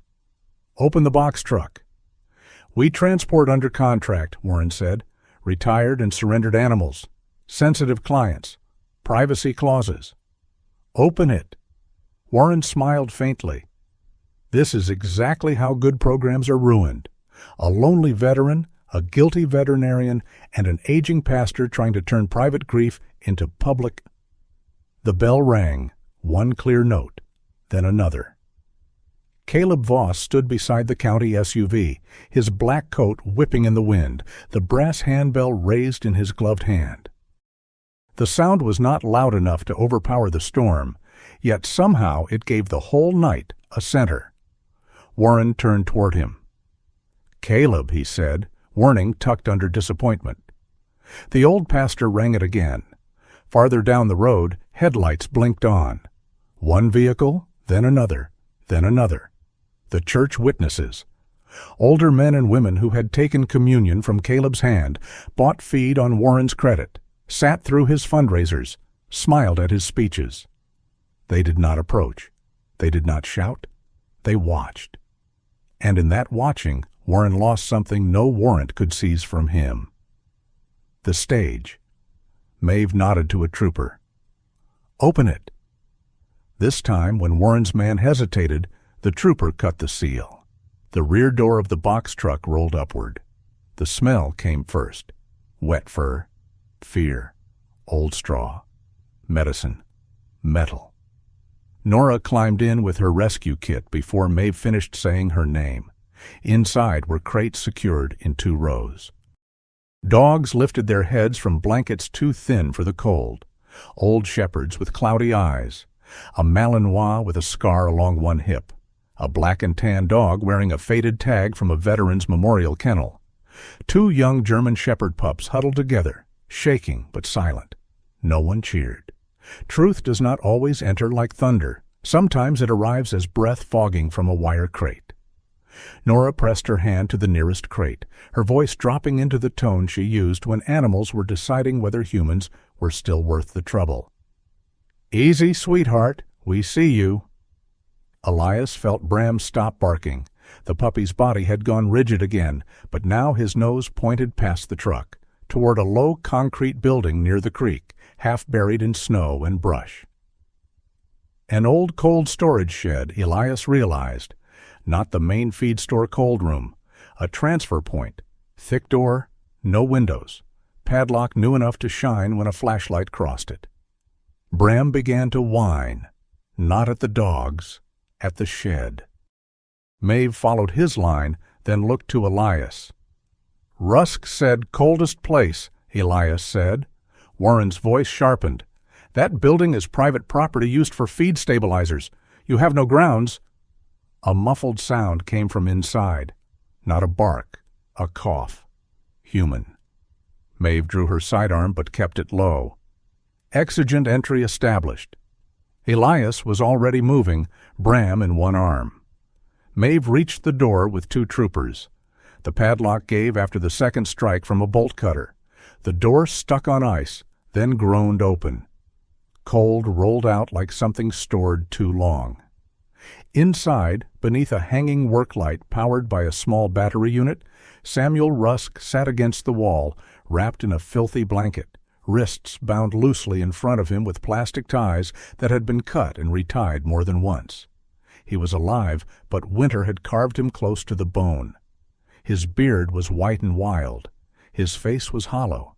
His eyes, pale blue and fever-bright, struggled to focus. Nora made a sound and pushed past Elias. "Samuel!" The old man's gaze drifted over her, then stopped on Bram. For the first time since the door opened, his face changed. Not much. Enough. Bram squirmed in Elias's arms with a strength that startled him. Elias knelt and set him down carefully. The puppy stumbled across the frozen concrete, slipped once, recovered, and crawled the last foot to Samuel's hand. Samuel's fingers opened. Bram pressed his head beneath them. The old trainer did not speak at first. His hand rested on the puppy's skull, trembling, then smoothing once over the bent ear, as if confirming the world had returned one small promise. Nora was already checking pulse, pupils, breathing. Samuel's lips moved. Elias leaned closer. "Didn't let him name you," Samuel whispered. Bram gave one soft, broken sound and stayed under his hand. Outside, Warren Pike began to retreat. Not running. Warren was too proud to run while people watched. He moved backward toward his pickup, one step at a time, speaking to a deputy as if clarifying a misunderstanding, as if the dogs, the shed, Samuel's body, and the old man's whisper were merely unfortunate optics. Elias saw him. So did Maeve. "Pike!" she called. Warren turned. For the first time that night, his face showed something unarranged. He stepped toward the truck. The tires spun before the door fully closed. The pickup lurched forward onto the bridge, slid sideways on the ice, and struck the timber rail hard enough to crack one old beam. The truck stopped half-angled across the span. Front wheels caught where broken planks and ice held them like a trap built by weather and neglect. No explosion. No dramatic plunge. Just a powerful man stuck in the middle of the road, unable to move forward or back while everyone watched. Maeve and two troopers approached with weapons low, but ready. Warren stepped out slowly, hands raised, his polished calm gone pale around the mouth. "This is a mistake," he said. The bell rang once more. Caleb had not meant to ring it, Elias thought. His hand shook too hard, but the sound came anyway, thin and bright across Dry Mercy Creek. Nora and the rescue team carried Samuel toward the heated van. The dogs in the box truck were being cataloged, scanned, wrapped, spoken to gently. Reuben's delivery slip, Samuel's message, Nora's records, Maeve's plates, the crates, the tags, the living man in the shed. All of it converged under falling snow. Warren looked from face to face. No one stepped forward to explain him back into goodness. That was when he understood. His power had depended on people seeing only what he had given them. Tonight, they had seen what he kept. Maeve cuffed him beside the bridge rail. "You have the right to remain silent," she said. The words were almost funny, in a bitter, biblical way. After all the silence Warren had purchased, borrowed, encouraged, and fed, the law was now offering him his own. He did not take it. He began to speak at once. Elias stopped listening. He stood near Nora's van, Bram wrapped in his coat again, Samuel's hand resting weakly on the puppy's back. Around them, snow fell on state troopers, church witnesses, frightened dogs, ashamed workers, and the old wooden bridge where a town's favorite lie had finally slid sideways and gotten caught. Caleb lowered the bell. Nora looked up from Samuel's blood pressure cuff, her eyes bright with exhaustion and fury and relief not yet safe enough to trust. Elias met her gaze, then looked down at Bram. The puppy was shaking. So was Samuel. So, in a smaller way, Elias would not have admitted aloud, was he? Dry Mercy Creek moved black beneath the ice, carrying winter water toward places still hidden. The case was not finished, not by a long mile.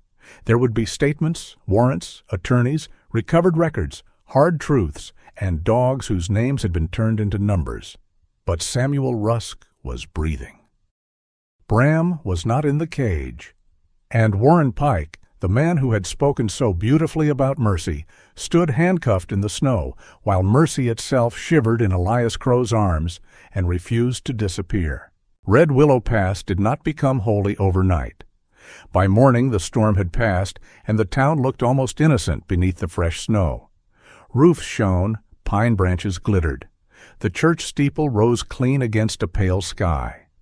Pike feed and grain stood silent behind yellow tape, its red sign half buried in wind-blown white, as if the building itself had been caught in a lie and did not know where to look.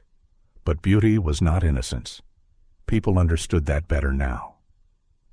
They came out in small groups that first day, not gathering too close, not speaking too loudly. Some stood across from the feed store with coffee cooling in their hands. Others drove past once, then again, as if seeing the loading bays with their own eyes might help them understand how long they had not seen them at all. No one knew what to do with their gratitude after it turned poisonous. That was the first hard work. Trooper Maeve Callahan stayed in town for 3 days, then returned twice a week for more interviews. Her yellow waterproof notebook became a familiar object on diner counters, clinic tables, church pews, and the hoods of state vehicles. She took statements with the patience of a woman who knew guilt liked to dress itself as confusion. The evidence widened: fake microchip transfers, blank ownership forms hidden in a locked file cabinet, sedatives ordered under agricultural supply codes, camera footage from an out-of-town gas station, Reuben Tate's delivery slip, Nora Whitcomb's records, Samuel Rusk's notes. The dogs recovered from the transport truck. The old man himself, alive and thin as winter kindling, but able to identify enough names, voices, and places to make Warren Pike's attorneys stop calling the matter a misunderstanding. Warren had not merely sold dogs. He had sold mercy with a logo. He had turned retired K-9s, wounded animals, grieving veterans, and the town's hunger for goodness into a public image that made private questions feel ungrateful. He had given feed on credit and taken silence in payment. He had warmed the church and chilled the room beneath his warehouse. He had taught Red Willow Pass that help could wear a collar if the hand offering it wanted control. Not everyone could admit that quickly. Some people defended him for a week, some for 2. A few said he must not have known everything. A few said the state was exaggerating. A few said old Samuel had always been difficult. Nora had always been stubborn. Elias had always been strange. But then the recovered dogs began to receive names again. Not codes, names. An old black and tan shepherd called Mercy, whose handler's widow cried into Nora's shoulder when she learned the dog had never reached the retirement home. A scarred Malinois named Roman, who would not let anyone touch his rear leg, but accepted bits of roast chicken from June Merriweather's fingers. 2 young shepherds who slept, pressed together for warmth, even when the room was warm enough. Truth became harder to argue with once it had eyes. Reuben Tate cooperated fully. That did not make him clean. He knew it. Maeve knew it. Nora knew it. The law did not become a baptism just because a frightened man finally spoke. Reuben gave dates, routes, names of drivers, the location of a secondary keybox, and the schedule Warren used when moving dogs out of state. In exchange, he was not promised innocence. He was promised that telling the truth before someone forced it from him mattered. He took that promise like a man taking medicine he deserved to taste. One afternoon, Elias found him outside Nora's clinic, standing beside the trailer where the rescued dogs were being checked. Reuben held his little wooden horse keychain in one cracked hand. "I hear them in my sleep," Reuben said. Elias stood beside him, watching Nora coax Mercy to drink. "The dogs?" Reuben nodded, and myself saying nothing. Elias did not offer the easy mercy of telling him to forget it. "Then don't waste the sound," he said. Reuben looked at him, eyes red from cold or shame. Maybe both. "How?" "Show up tomorrow." Reuben did, then the next day, then the next. He cleaned kennels, hauled feed under Nora's supervision, and never once asked anyone to say he was forgiven. That made some people trust him sooner than they meant to. Caleb Voss faced his congregation the first Sunday after the arrest. He did not preach long. The church was half full, which in Red Willow Pass meant every empty pew had a voice. People came out of curiosity, anger, grief, loyalty, and the need to see whether the old pastor would hide behind Scripture the way men sometimes hide behind flags. Caleb stood at the pulpit with both hands on the wood. The brass handbell rested beside his Bible. His shoulders seemed smaller than usual, but his voice carried. "I called silence peace," he said. "I was wrong." He paused. No hymn swelled beneath him. No one rescued him from the plainness of it. "I was afraid of dividing this town. In that fear, I helped leave room for harm to continue. I cannot undo that by speaking one sentence, but I can begin by speaking the true one." Then he sat down. Some people wept. Some looked away. June Merriweather said later it was the best sermon he had preached in 10 years because it had almost no preaching in it at all. Samuel Rusk recovered slowly, which irritated him. He had been a man of field work, whistles, mud, leashes, training yards, and strong coffee drunk from chipped mugs.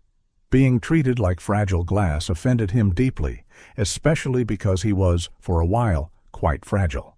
Nora installed him in the spare room behind the clinic first, where she could monitor his lungs, circulation, and stubbornness. His beard was trimmed. His hair was cut. His hand stopped shaking enough to hold a cup, then a pencil, then, finally, Bram's head for longer than a few seconds, without tiring. The first time Samuel saw the puppy in full daylight, clean and fed, he cried without sound. Bram approached him carefully. The little German shepherd had grown stronger, but caution still lived in every joint. His right ear stood tall now, the left still folded at the tip. His wheat gold legs had filled out, and the black saddle on his back looked less like a shadow and more like a coat he was growing into. The cream patch at his chest shone softly against the brown leather collar Nora had lined with wool. The rusted BRM tag hung from it, not as a wound, as a witness. Samuel touched the tag with one finger. "Bram," he said, tasting the name. Elias stood in the doorway, arms folded. He answered to it. "Dogs answer to what saves them," Samuel said. The old trainer looked at Elias then, eyes pale and clear despite the ruin winter had left in his face. "People do too, sometimes." Elias pretended not to hear. Samuel smiled faintly, which meant he had. The old K9 training yard on the East Ridge had been abandoned for nearly 2 years. Snow had crushed one kennel roof. Grass had grown through the gravel runs. A windstorm had knocked down part of the fence. The office smelled of mice, dust, and old leather. Elias began there, not with speeches, not with a committee, with a pry bar. He replaced broken boards, pulled rusted nails, shoveled snow from the training path, and repaired the stove in the small warming room.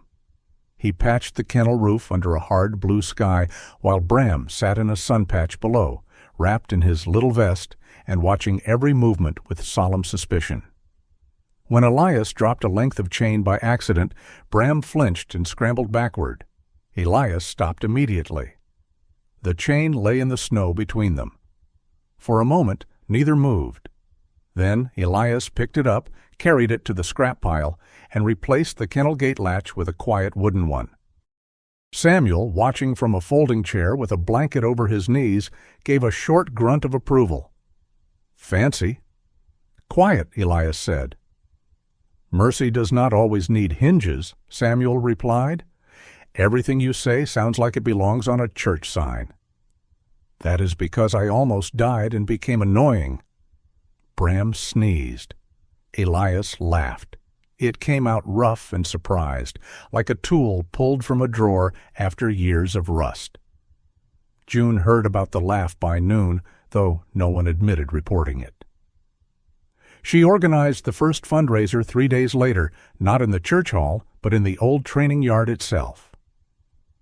"People give better when they can see what needs fixing," she declared, arriving with soup, coffee, biscuits, and a folding table that had survived more town events than most marriages. Maeve helped draft transparent adoption procedures. Nora created medical intake forms no one could alter without 2 signatures.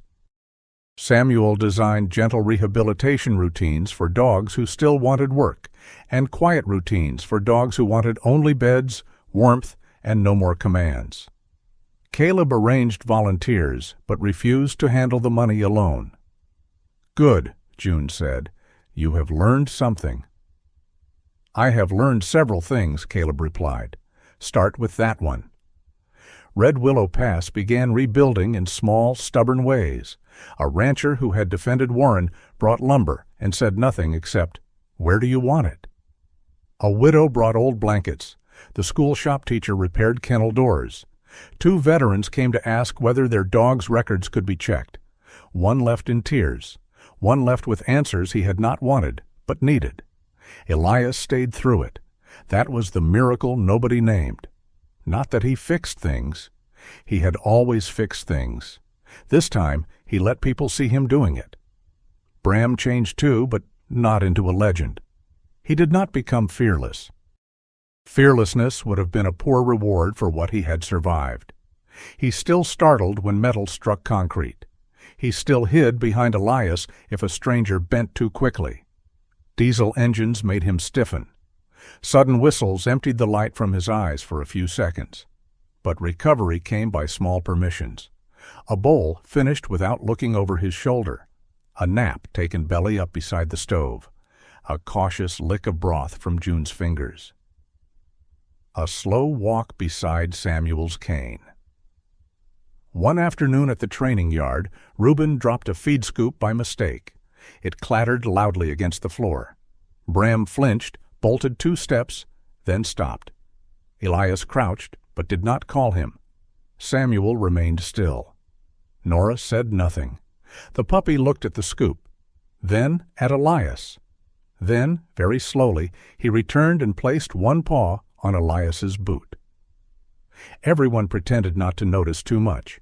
Even June, who ruined the effort by wiping her eyes with a napkin and claiming wood smoke.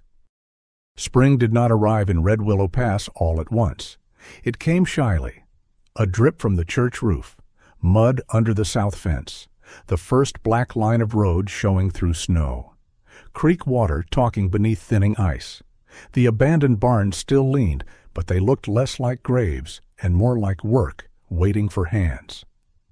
On the first Sunday, Elias returned to church. The air smelled of wet wool, old hymnals, coffee, and thawing earth tracked in on boots. No one applauded when he entered. That was June's doing. She had apparently threatened 3 separate people with public humiliation if they turned Elias Crowe's first step through the church door into a parade. He appreciated that more than he could say. Caleb stood near the pulpit, one hand resting on the brass bell. He saw Elias and nodded once. Not welcome back, not at last. Just, I see you, and I will not make this heavier than it already is. Nora sat near the aisle in a dark green sweater, her coat still carrying pale dog hair along one sleeve. Samuel sat in the front pew with his pine walking stick angled beside him, the paw print carving at the top worn smooth under his thumb. June stood near the row where Miriam used to sit. For a moment, Elias stopped. The sanctuary changed. It became years at once. Miriam's hand through his arm, her voice on hymns. The way she used to lean slightly toward him when the pastor prayed too long. The terrible absence beside him at her funeral. The casseroles, the sympathy, the locked door after. June did not speak. She only placed one hand on the pew, then stepped aside. Bram touched Elias's boot. The puppy had come in on his own feet, wearing the wool-lined collar and the little BRM tag. He looked around the sanctuary with solemn caution, as if suspecting the wooden pews might conceal either biscuits or danger. Possibly both. Elias sat.